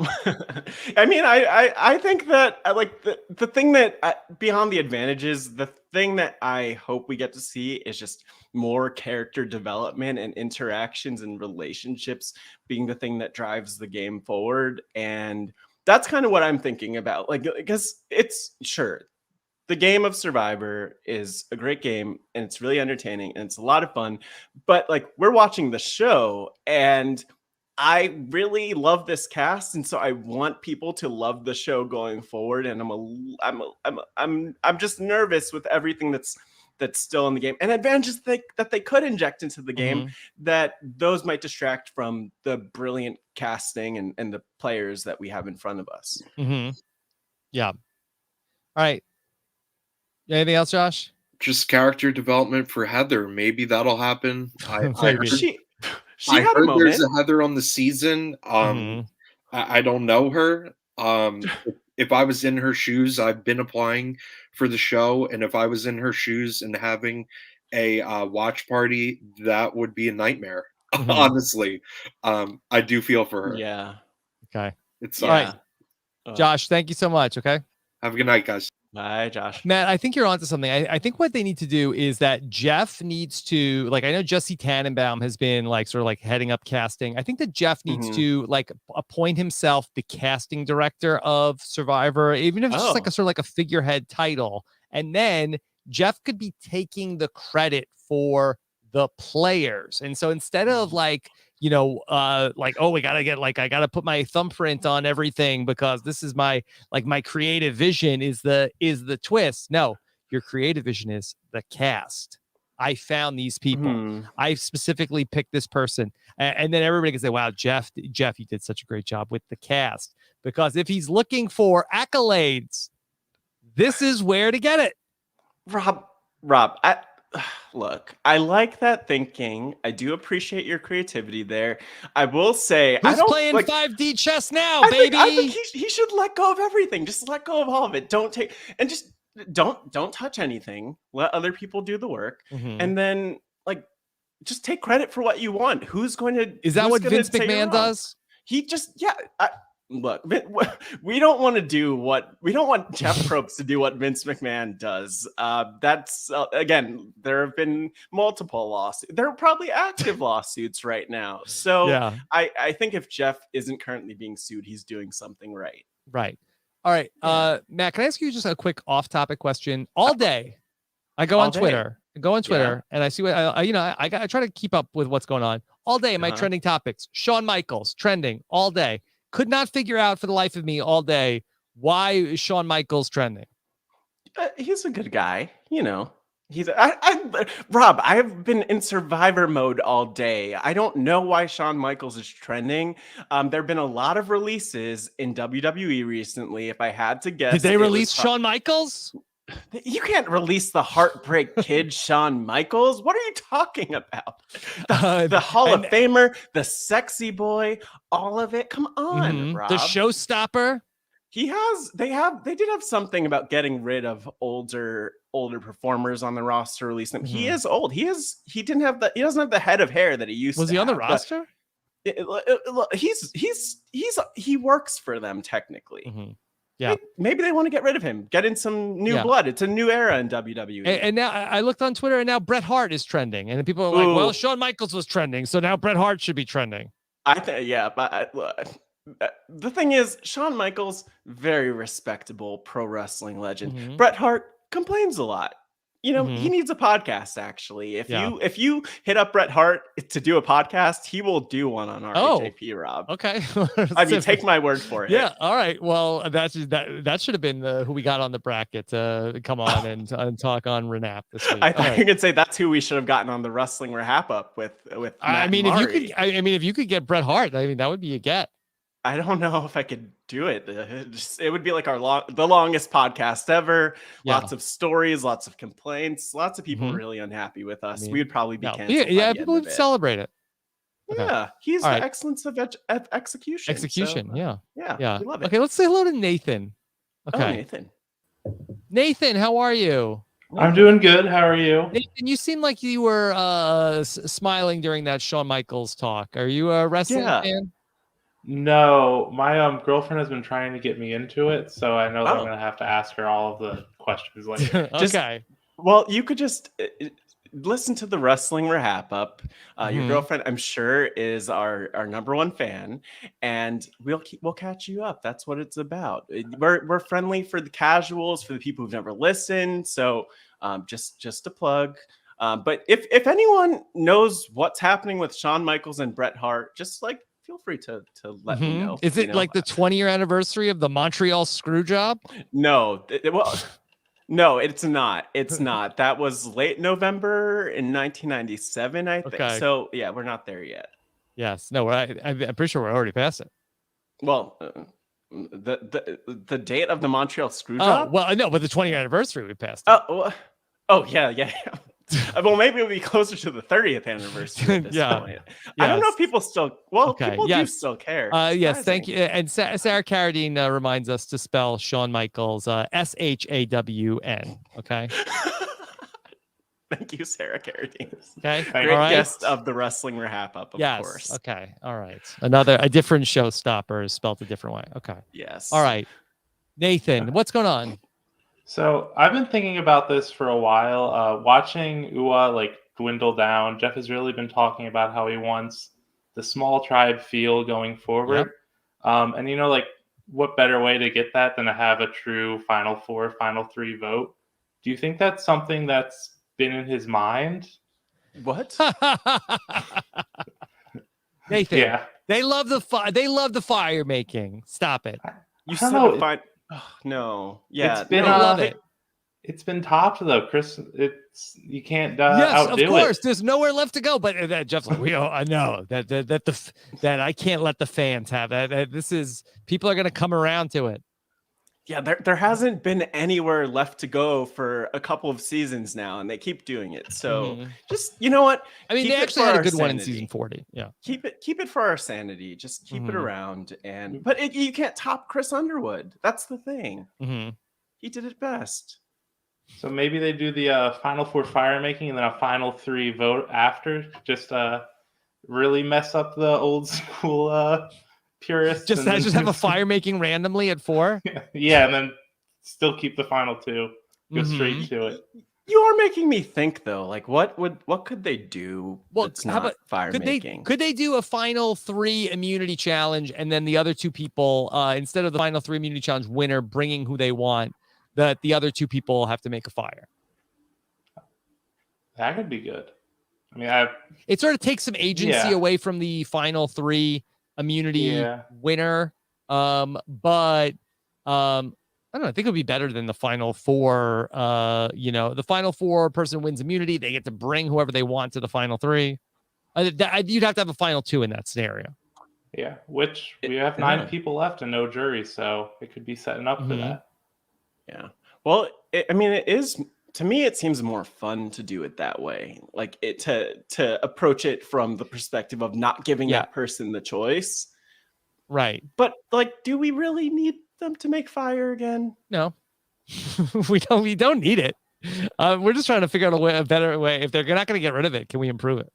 Yeah, I'm pretty sure it's staying, because I'm pretty sure the first time that they unveiled fire, it was not spoiled, but they revealed it before the season. Like, we're doing this differently. I don't know if they told us. I can't remember if they told us that they were doing fire making before the season started. But I remember that being kind of like telegraphed to some extent purposely by Jeff and the show. Yeah, I think we would know if they were going to do something different, Nathan. Yeah. I don't know. I'll keep up hope. Had the fall. They showed Deshawn talking about it. It could be a good pull the rug under him. Yes. From him. Well, we do like surprises. All right, Nathan, anything else going on? I was also thinking about the Beware advantage. Yes. It had, I think the producers, they got the moment they want. Like, they wanted that big reveal at the end. But they cut it pretty close. Like, they were about to go into the merge with no idols. Do you think they were at least like getting pretty scared at the end there that no one in Luvu's finding this and maybe this twist isn't going to pan out? I think that perhaps, but I do think that they probably have ways of making sure. Like, I think that basically, like, production always gets what they want, and if nobody's finding it, like, as somebody who's sort of like been a part of like different like Easter egg hunts, and the kids aren't finding it, it's like maybe you re-hide it like a little bit closer to the camp. Yeah, it's true. That's an interesting thought. Yeah, I mean, yes, Rob, I agree with that too. Because like, even looking at Erica smashing the hour, there was no chance. If you have Jeff Probst next to you, he takes the hourglass, he leans it on its side, and he says, "You could smash it. I'm gonna leave this here. I'm also gonna leave the hammer in your hand. Just and maybe you could." I mean, it might break on its own accidentally. Who knows? I'm not too concerned about that. I do wonder if there's a world where they would just like edit out the twist because it was so horrible. I wonder if that's happened before. I don't know. Well, so that they have done like in a couple of seasons, like Pearl Islands, I think that they've like offered the castaways like chance to mutiny to the other tribe, and then nobody took it, so they just like didn't include it in the show. Yeah. So, but they made this, again, it's a little bit like sleight of hand. It's like they made for Erica like such a good offer that there was no chance she was ever going to turn it down. Oh, totally. It was like not a real choice. You don't want to disappoint Daddy Jeff. You have to make him proud. Got to make Survivor history. That thing. Yeah, it's like, do you want to make a big move and change history and be safe, or do you want to risk it? Like, well, I guess I gotta make the big move, right? Erica wasn't, in my mind, the right person. It was a false choice. She wasn't the right person. She didn't have. She didn't have the time puns. A watchmaker. No, Matt. Did you see her on Twitter on Sunday when she tweeted out, "Hey, remember everybody to change, to go back in time, then set your clock back an hour." No, I didn't see that on Twitter because I wanted to see it on the show, Rob. Sorry, Erica. They should have told her that you can't reverse time and get the puns in on Twitter. It doesn't work that way. Do you think the producers knew this merge episode was going to be so close, and they're like, "Oh, we got to get the synergy. We gotta put out the PSA." They knew it. That's why they were like, "Oh, like okay, great. We got a great 2-hour episode." Like, no. We have a chance to be on daylight savings time weekend. Split it up. It's a 2-parter. So topical. Yeah, I think I can forgive the 2-part episode now. To get that. Yeah, they nailed it. All right, look at that. Nathan, thank you so much. Okay. No problem. Thank you. Okay. All right. Nathan. Take care. Bye. All right. Let's say hi to Addison. Okay. All right. Okay. Addison. Come on in. Hi, Addison, Rob. how are you? I'm doing well. How are you? Hey, Addison. Doing fantastic, Addison. This is great because I was on with Mari. Now I've been on with Matt. Yes. Look at Nice that. full circle moment. Synergy. Yes. Yes. We love a good synergy. That's what we're going for. Okay. Yeah. So I have something that I was waiting to hear brought up all week, and nobody ever brought it up except like Allie Lasher a little bit. So I have to give my props to Allie. The shot in the dark now. So Jeff's specifying that now it's 2 and 12, as though that is any different than it being 1 and 6. It made me think, and I wanted to know your thoughts on this. Are there just a limited amount of scrolls in their little thingy they reach into? Like, now that Sydney's played a shot in the dark, pulled one out, is that it? Is that one not going back in? No, I think it's going back in. I think it's always like a 1 in 6 shot, but I think that they want it available for more than one person. So I think that they want, like, if 2 people potentially, like, I think they want like the scenario where like 2 people could like there's like 2 people that are left against the big alliance, and they could both play their shot in the dark and like shoot the moon and both somehow be safe. I mean, I guess I wasn't sure. I was just thinking, I was like, in an episode where we don't have enough time to ever hear from Heather. Yeah. We're gonna stop down and spend 15 seconds on Jeff letting us know that 2 and 12 is the same as 1 and 6. Yeah, I just think that the idea is that there are two safe things. So potentially 2 people, like 3 people could play the shot in the dark, and 2 could end up getting it. Can I give you that? I talked to my brother when I was in New York, who him and his wife watched Survivor. I thought he had a good take. That he was saying that you should get more than, like, if you play the shot in the dark and you hit it, you should get it back. It should be like in the NFL, where if you get 2 challenges in the NFL, but if you get a challenge right, you get your challenge back. You could do it again. So hypothetically, like if Sydney plays the shot in the dark and she makes it, she should get another shot in the dark. No? No.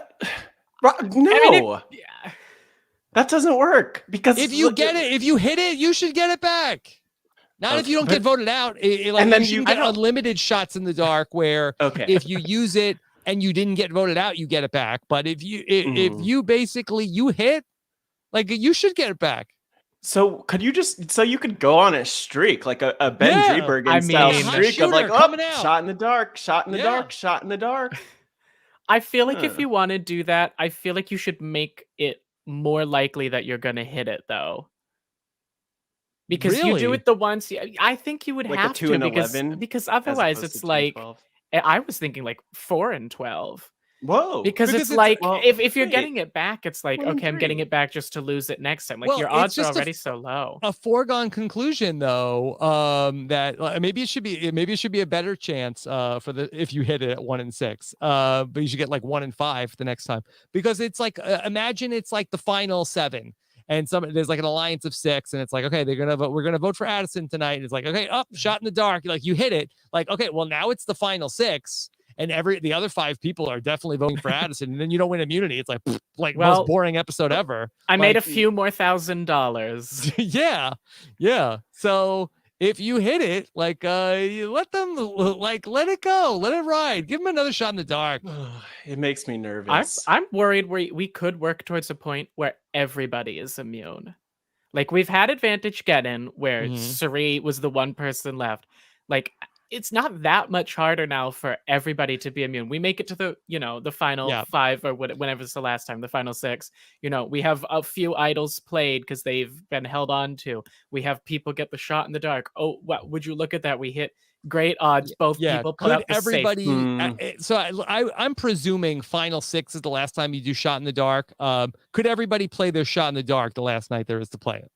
And then nobody votes. Look, all I'm saying, the person with immunity, I guess, would cast the 1 vote to decide what's going on. Yeah, well, that'd be a dramatic tribal council at the very least. Well, they would cast their 1 vote, but everybody's immune. But that's the thing. What does immunity even mean? Like, they could all be immune.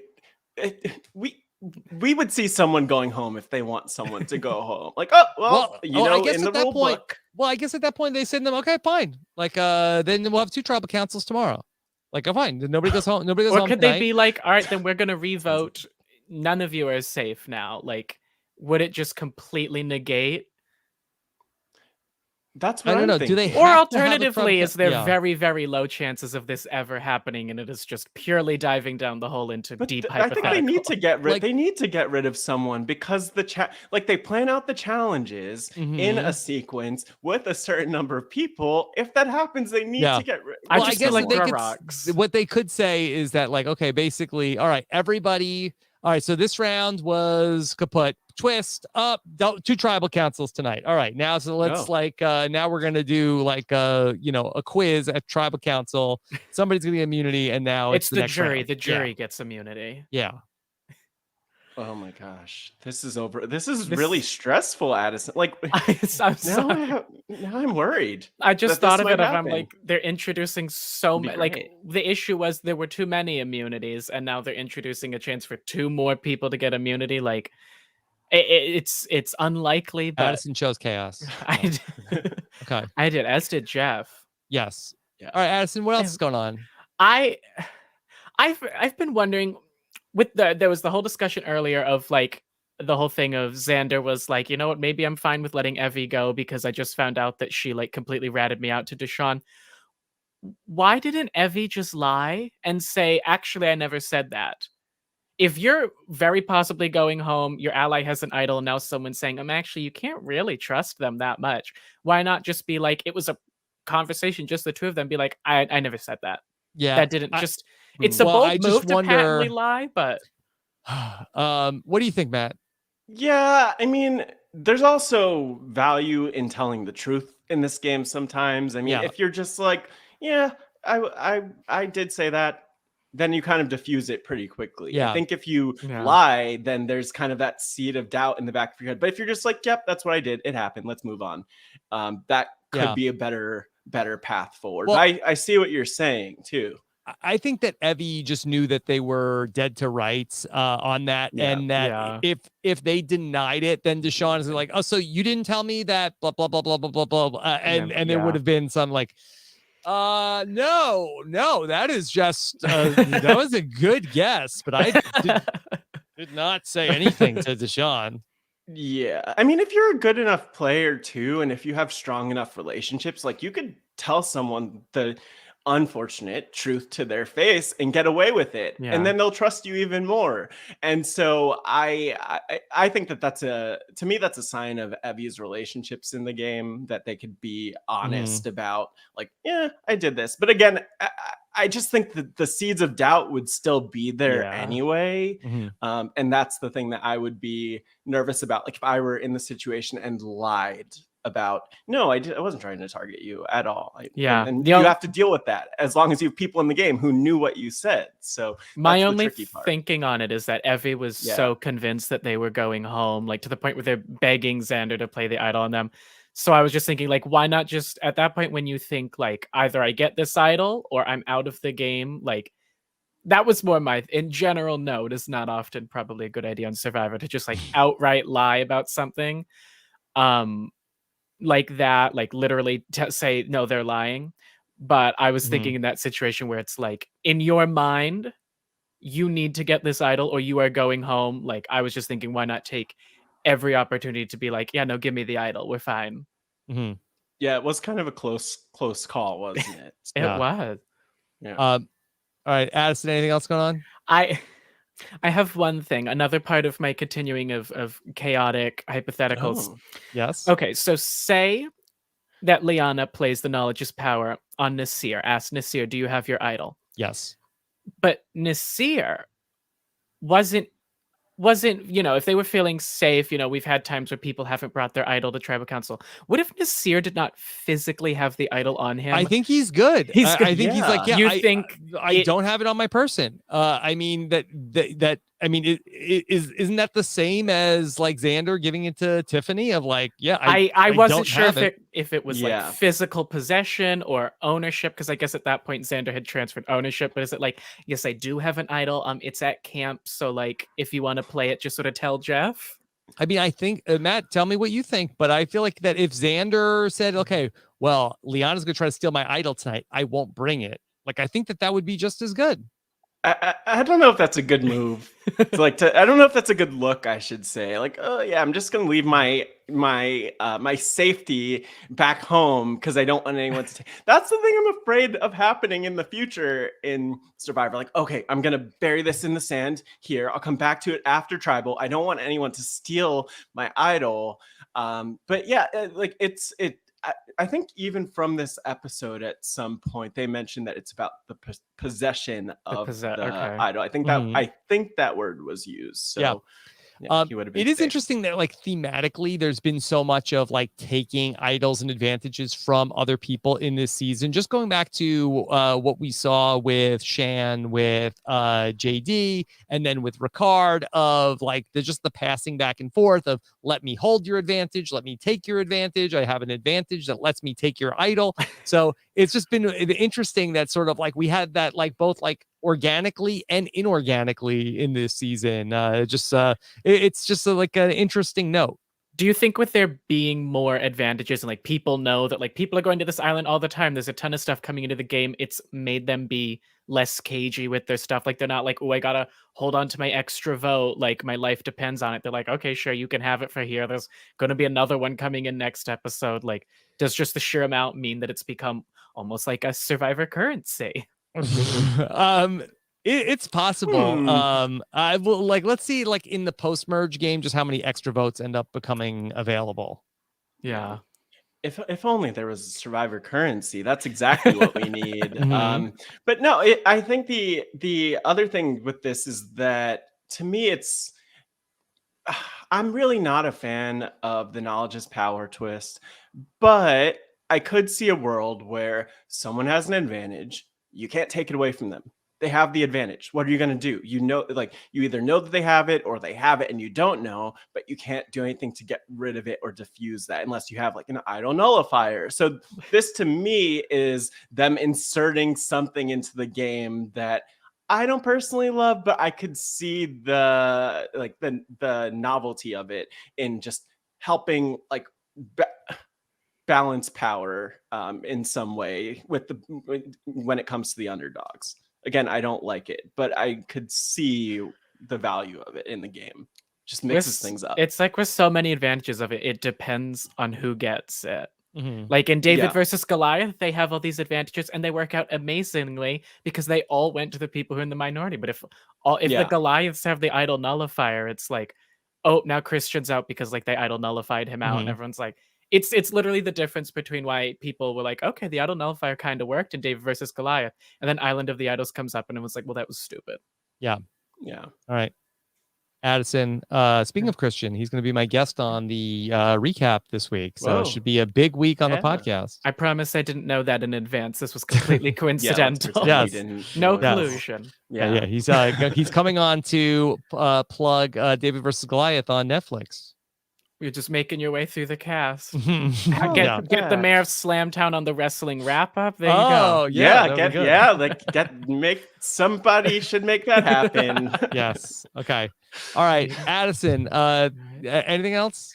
I just wanted to say, I mean, this is not at all Survivor related. I just wanted to say I'm really happy that RHAP is doing Dragula coverage because I love Dragula, and I've been messaging with Beth when the season had been announced. Like, I really hope you guys are going to be able to cover it. Because Beth pushed, said, "Look, we got to cover this," and so I said, "Okay, go for it."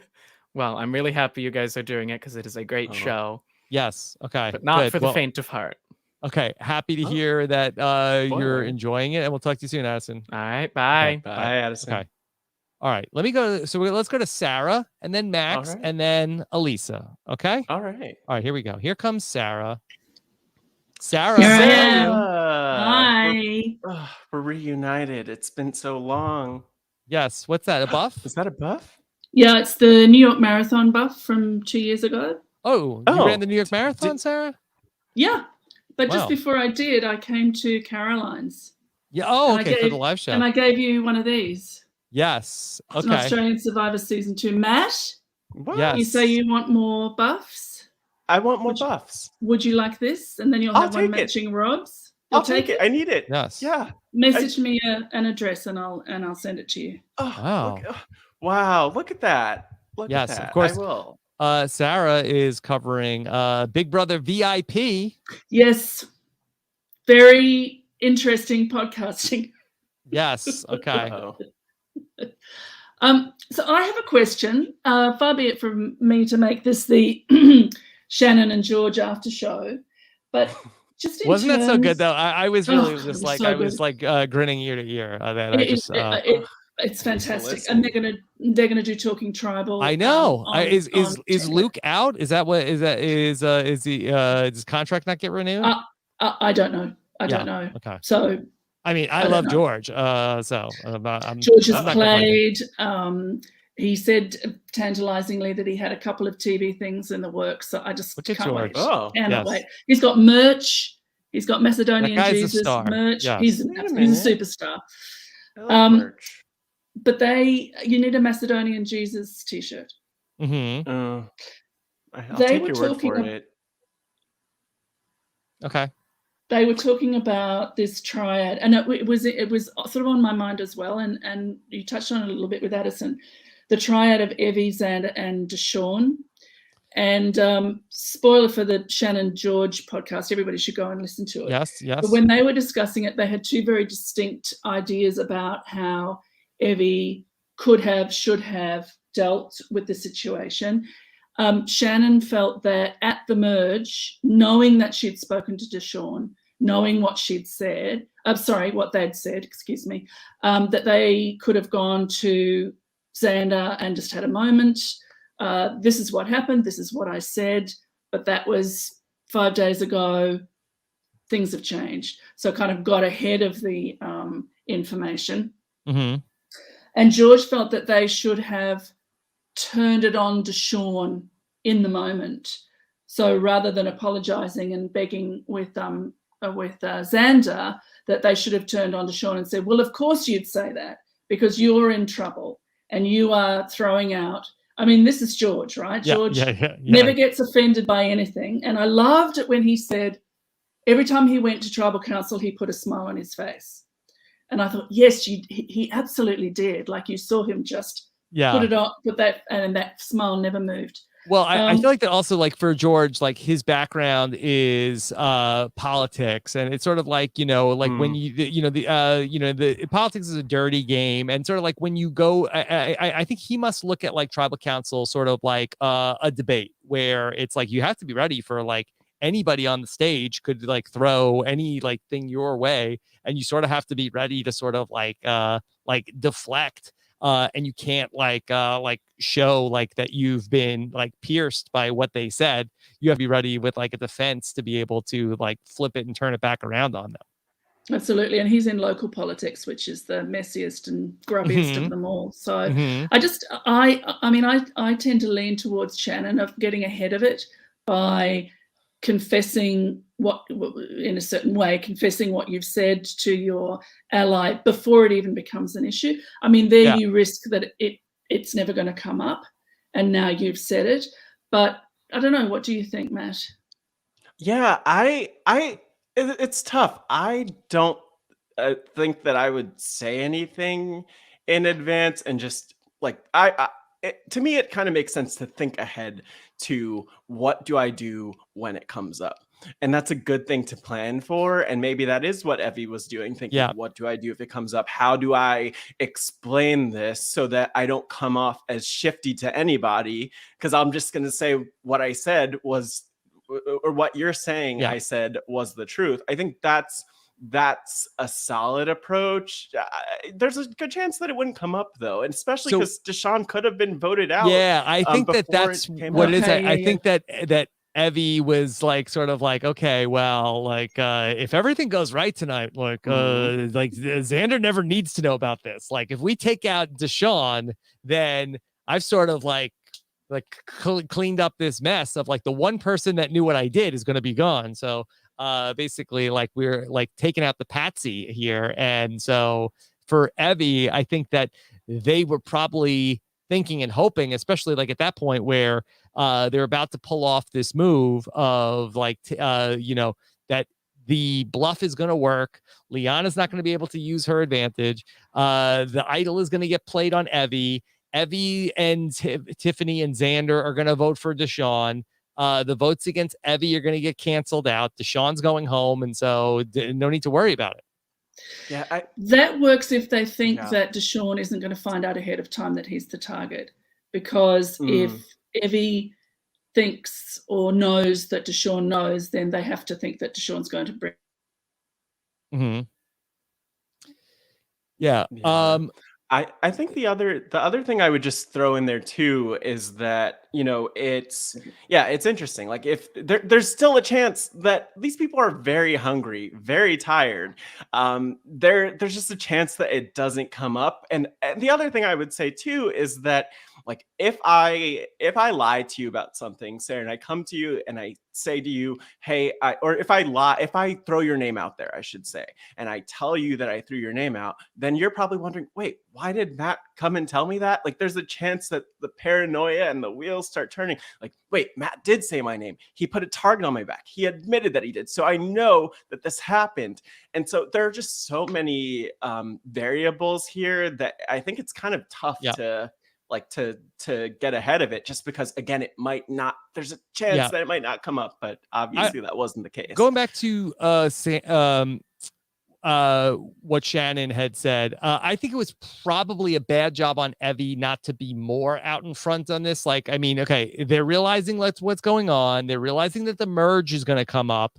Like, there's going to be a point when Deshawn is going to have access to Xander. I think that Evie probably needs to bring this up to Xander before they get to a merge, to say, hey, just in case, like, you get, like, Deshawn gets in your ear, like, I did tell him I thought you were going to potentially go home because blah, blah, blah, blah, blah, blah. But, like, I'm so glad that you didn't.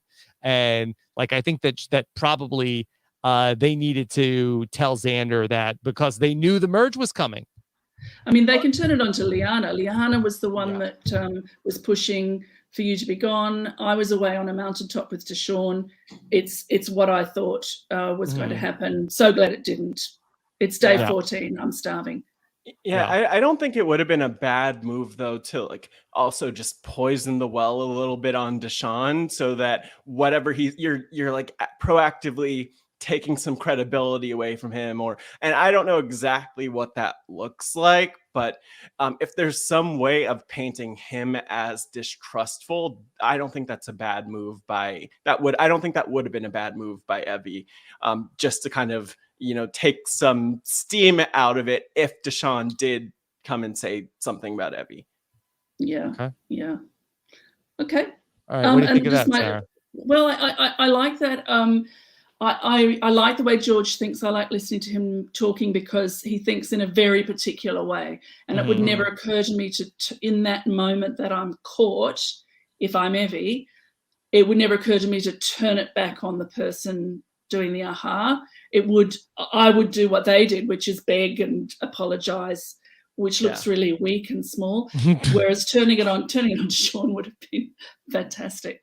Yeah, I think so. Yeah, well, he's good TV.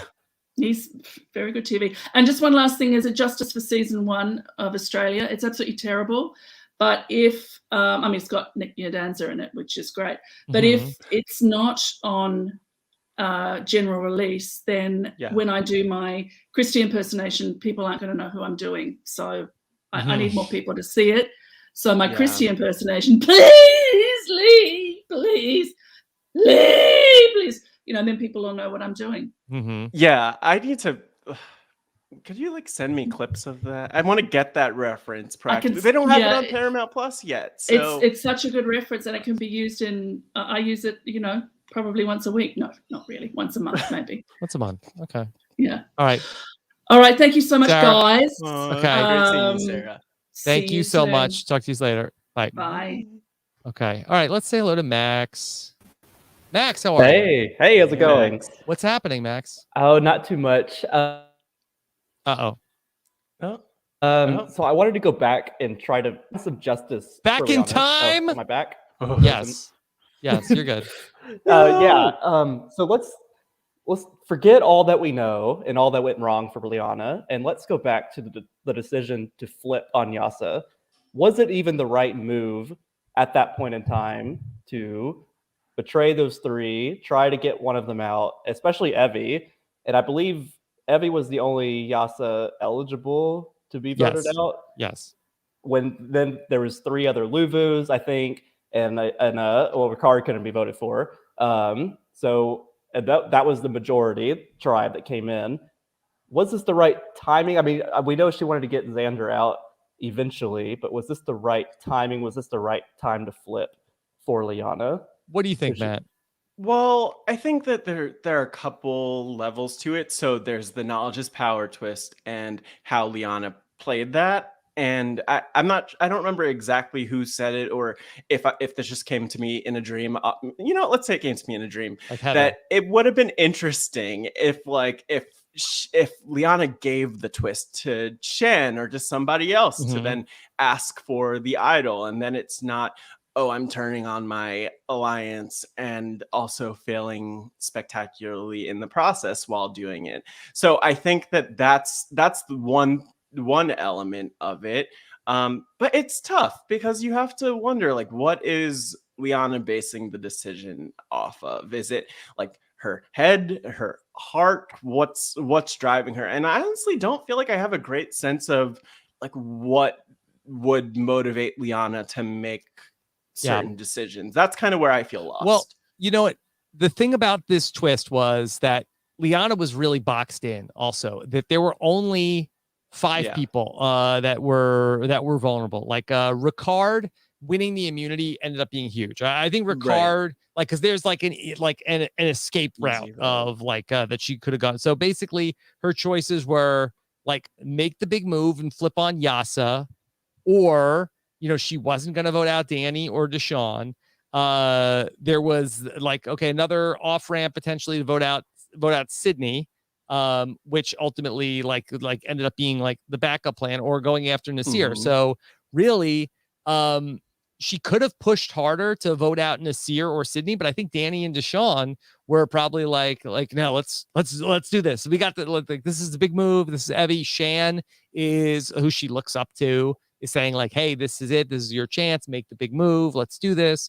So, I think that there was peer pressure involved. I think there was also like that, she had been waiting to do this. It was the idea of like making this big move and had the chance to be able to like, felt like I have this advantage, burning a hole in my pocket. So there weren't a lot of great moves that were available for Liana in that spot. And I think that she felt like, okay, let me pick the maybe not the safest, but like the most aggressive of the options that are available. Yeah, it definitely. I think it was much more of an emotional decision, sort of what you were saying, Matt. Just because I think she felt more drawn to Shan. Logically, it makes no sense from a game perspective because she hasn't played the game with Shan. She's turning on the 3 people, and you go back a few episodes or earlier when Yasa was going to Tribal Council and. Well, it was like a tight. I don't want to say that logically it doesn't make sense. It was like the risk. It was the riskiest, but like highest ceiling move that there was, where it's like, hey, I'm gonna make a dazzling move in front of the jury. I'm gonna really like plant my flag in the ground. I'm gonna get rid of Xander, who I never, or actually no, I'm gonna get rid of Evie, who like was holding me back in the game. That everybody, if I got to the end with Evie, people were gonna give Evie the credit, and she's also going to have an idol that she's going to take from Xander. So it's like, I made a big move. I have an advantage. Like I have like I'm going to be sort of like looked at as sort of like a person with like a great jury resume. So it ended up like, I think being a move that was tempting because of all the glory that was associated with it, and ended up just being too risky, where she didn't see the warning signs of that. Like she should have like backed off of this move.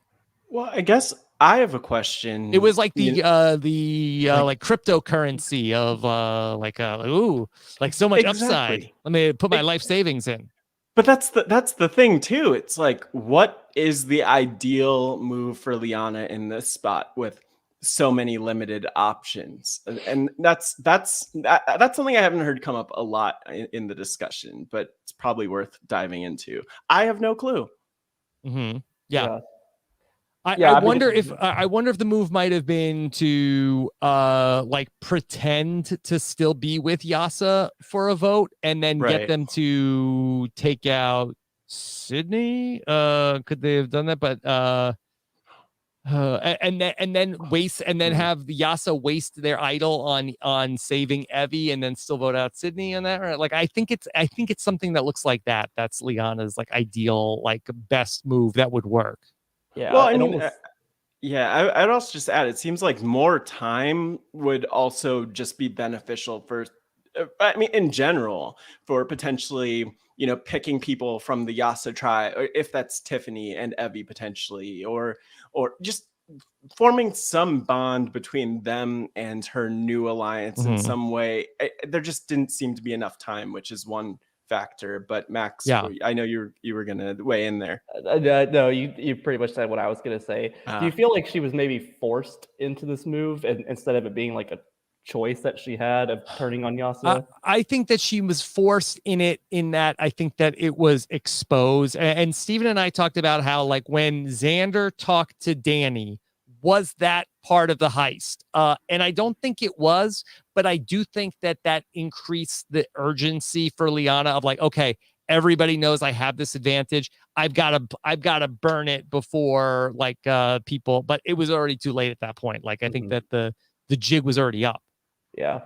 And I think that what as we're talking it through, I think if she votes with Yasa at that round, I think one, it sort of like helps hide the camp out of, something that like we saw that the cookout like was actually very adept at being able to hide their alliance.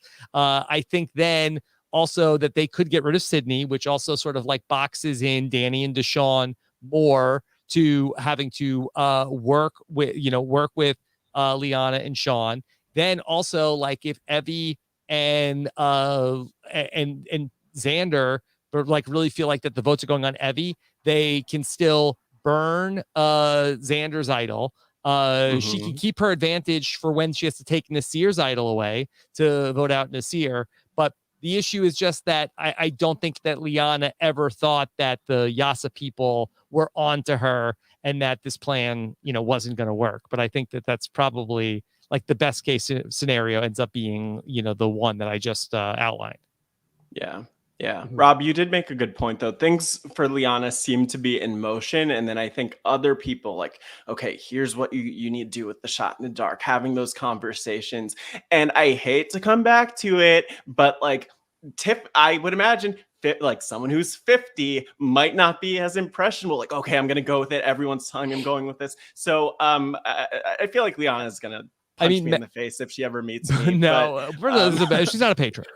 Second of all, I mean, go back to when that they wanted to vote out Xander, and Tiffany was like, "Oh hell no, I'm not doing that. No way, we're voting out. We got to vote out Voce. What if he plays his idol? I'm not doing that. You can't make me do that." Like, and she dug in enough that they voted out Voce.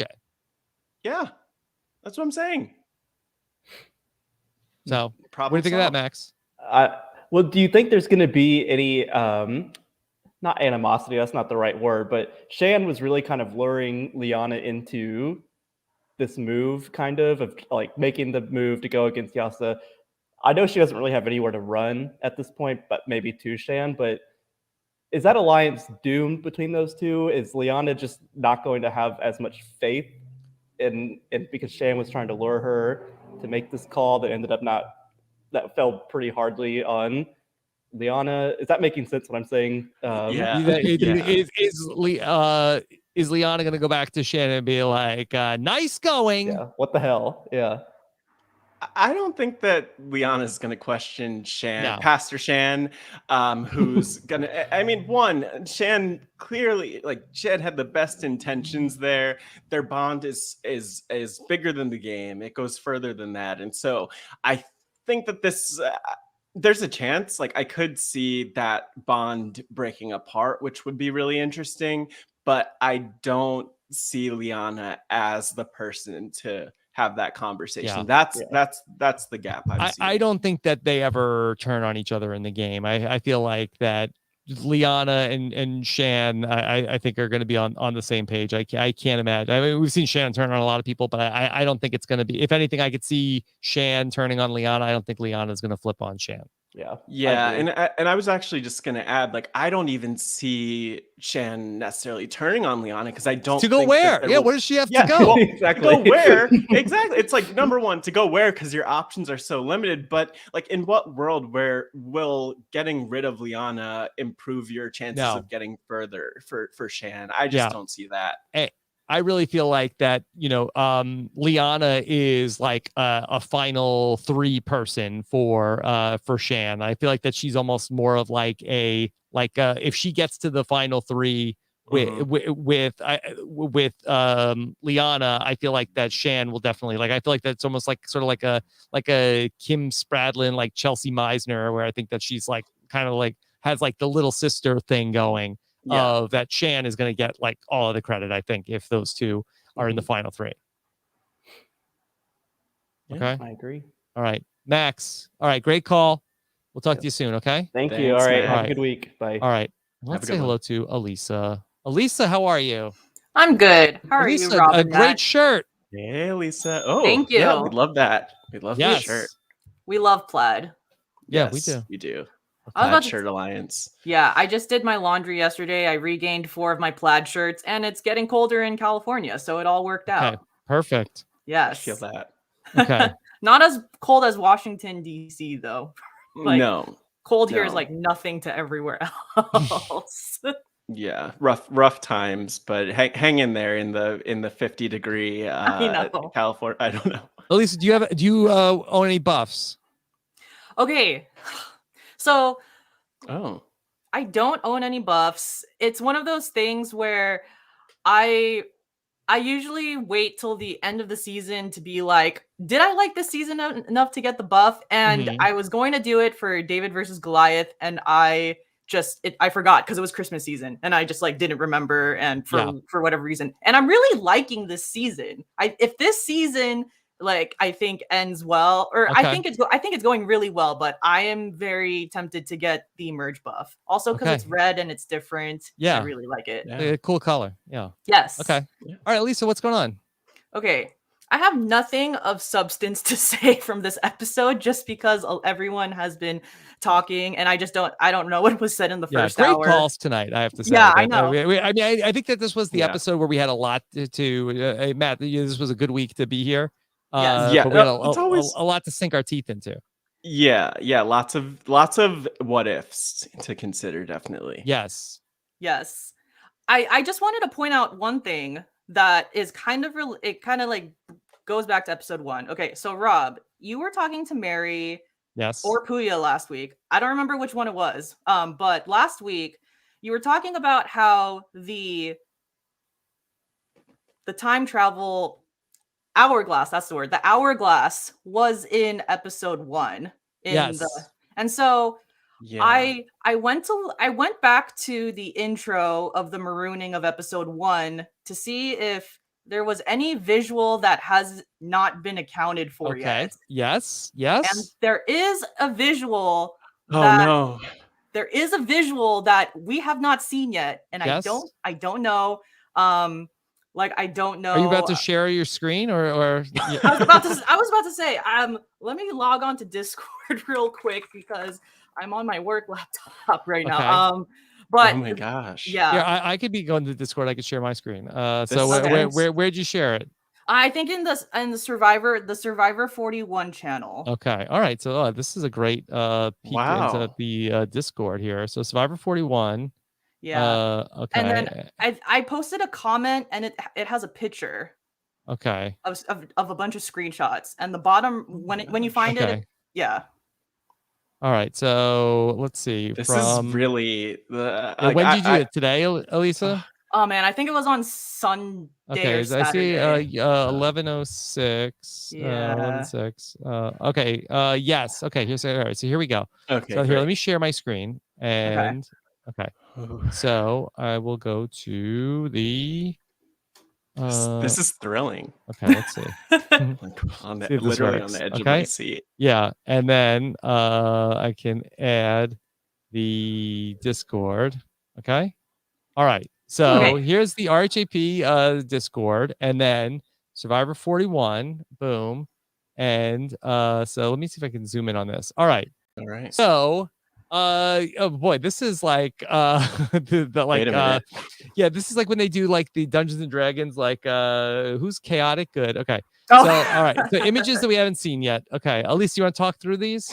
All right. So we've seen a lot of sunsets. We've seen a lot of torches. It features the Beware Advantage. It shows Shipwheel Island, the wheel, as well as the zoom in of protect the vote. Oh, all good. The zoom in of the protect vote and risk the vote, the hourglass, and the dice. And in the bottom right corner is a picture of a skull and a torch, and and I'm pretty sure that has not been represented yet on this show. Yeah, creepy. Skull and the torch. Yes. Are those cards?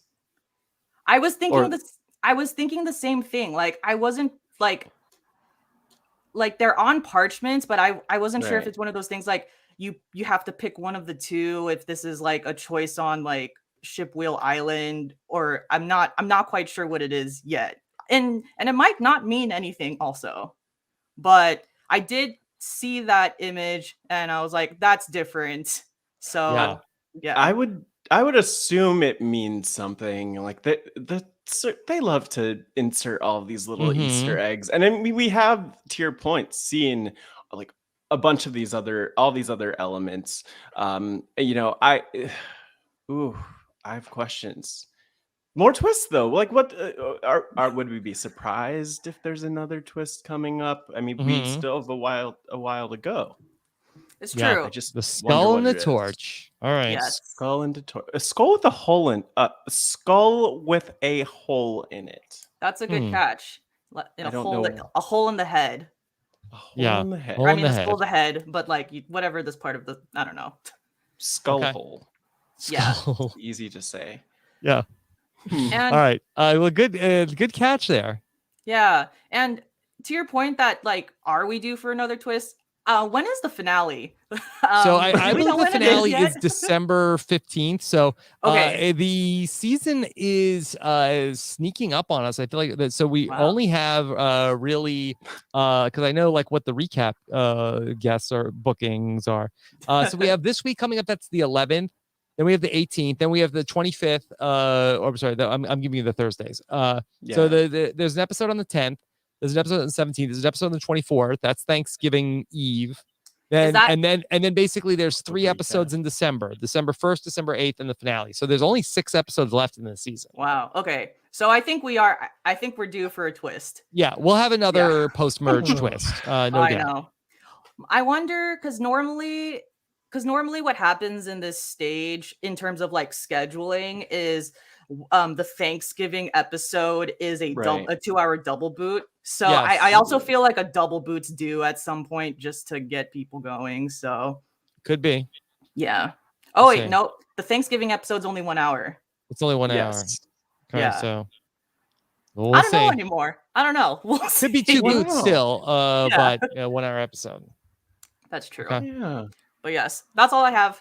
Elisa, great job. That's huge. For sure.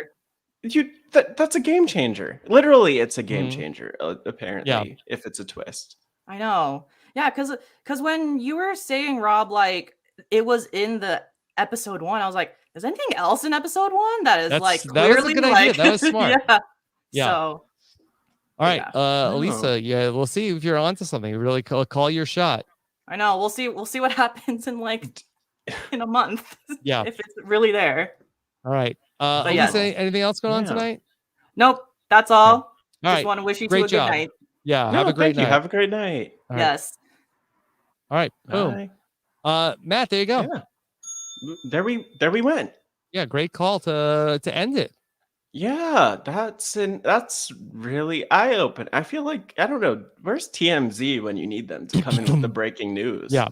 But Matt, this was a really fun call tonight because we had so much to really dive into. So this was great. So thanks to all the callers and thank you to you. Yeah, no, I'm happy to be here. Happy to dive in and to dig in because there's so much going on in this season, a lot to speculate on.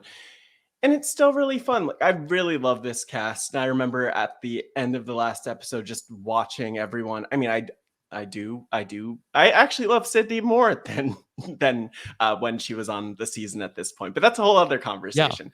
Yeah. But I will say, like, looking at the cast, it's such a lovable cast, and even Heather. You know, like, I have to say, Heather had a moment that no one has recognized, that she did speak during Tribal. She had trouble getting her words out, and she I don't know if she did a woo. She probably did she woo? I think she wooed. She pulled a woo. Yeah. Okay. Yeah. So, like, you know what? It's a cool cast, and everyone's a lot of fun. And let's fingers crossed that that it continues to be that way. Yeah. All right. Ooh. Matt, where can people keep up with what you're doing? Rob, I thought you'd never ask. So people could follow me at MattScottGW on social media, on Twitter, also on Stereo. Mari and I, for the Wrestling Wrap Up, go on Stereo once in a while, especially after some of the pay-per-views, and we give our live reactions. So follow us over on Stereo as well as Twitter, especially. And then the other thing, I mentioned the Wrestling Wrap Up. Me, the one, the only, the incomparable Mari Forth, are covering wrestling each and every week. That we have all sorts of guests from the RHAP universe, including Sarah Carradine, who was a guest here, and many of everyone's favorites. They're all my favorites. And so we've had everyone, a bunch of folks on. It's great if you are a wrestling fan. It's great if you're not a wrestling fan and are curious. We have a playlist that we provide in the show notes each week of clips, so you could spend like an hour and a half watching all those clips, less time if you watch on 2x speed, and then listen to the podcast. And so there's that. I will also say that this week, Mari and I will be appearing on the Bachelorette Wrap Up to talk about some things coming up, so keep an eye out for that. But those are the places you could find me. And you can also find me here right now, which is pretty awesome. And I'm a patron. So, like, tag me in things, or don't at me if you don't like my takes. But yeah, it's great to be in touch with patrons. I really love these shows, Rob. Sam, of course, the one and only Sam Moore, could tell you I love watching all of the patron shows that you do. So those are some of the places you could find me, Rob. I feel like I should ask you where the people could find you too. Where can people find me? Yeah. Okay. Well, I'm usually sitting right here in this chair. That's the answer. Talking about stuff. We got some more podcasts coming up. Going to talk about Chappelle and I and the First Lady of Podcasting watched or are talking about Shameless. My wife has seen all of Shameless. Chappelle watched like 4 seasons of Shameless. I watched the pilot. We talked about that on Nothing But Netflix this week, and it's going to be dropping in about 45 minutes, so be on the lookout for that. Call that one Shameless 101. Oh, Shameless 101. There we go. By the way, Rob, I have to mention, so I was listening to the feedback show with Lirsa, and so you and Lirsa do you have the same Enneagram? No, Lirsa and Nicole have the same Enneagram. Yes, the same Enneagram and same horoscope. So Lirsa is a Enneagram 8 Virgo. So I think Nicole and I have the same Myers-Briggs type. So I'm just saying, Rob, interesting. You're going for Myers-Briggs, like, I didn't really hit with me in terms of that I get too confused. Enneagram, that's what I know. Yeah, and you know what? We'll have to get Chappelle in for another conversation about that if we want to go deeper into that. But yeah, it's interesting. I'm just saying. We all have a lot in common this week. An awesome lineup. Yeah, Lirsa was really, really fun. Lirsa just had me like almost crying in that podcast. Yeah. Like, I know there's so many podcasts, but if you have time to listen to Lirsa, even if it's not this week, Lirsa was so good on the podcast. Yep, to that one, to George and Chantal. PG's was mentioned, Shawn's was so a lot of great podcasts, Robin. Thanks for giving us all of that content, not only as a podcaster, but especially as a listener. Thank you for that. Okay. Now, what's your Enneagram? Oh my God. I don't even, Chappelle and I we had a back and forth on this. I was really lost. Maybe an 8 or a 9. I don't remember at this point. If anyone could help me figure out my Enneagram, I would appreciate it. Okay. But I'm somewhere between that 8-9 realm. I do not remember, Rob. Okay. All right. Well, Matt, this was wonderful. Thank you for joining us. Thanks to all the patrons. Be with us tomorrow night for live trivia. It's going to be great. Yeah. People are not excited enough about the Jordan Kalish Kahoot trivia. Do it. And then beat Rob at his own Do it. It'll be so fun. Patrons. One of you listening could beat Rob and win. And I'll be so mad. I'll be so mad and I'll yell. It'll be fun. Okay. Yeah. All right. Make Rob mad. To make me mad. All right. Yeah. Thank you for listening. Take care, everybody. Have a good one. Bye.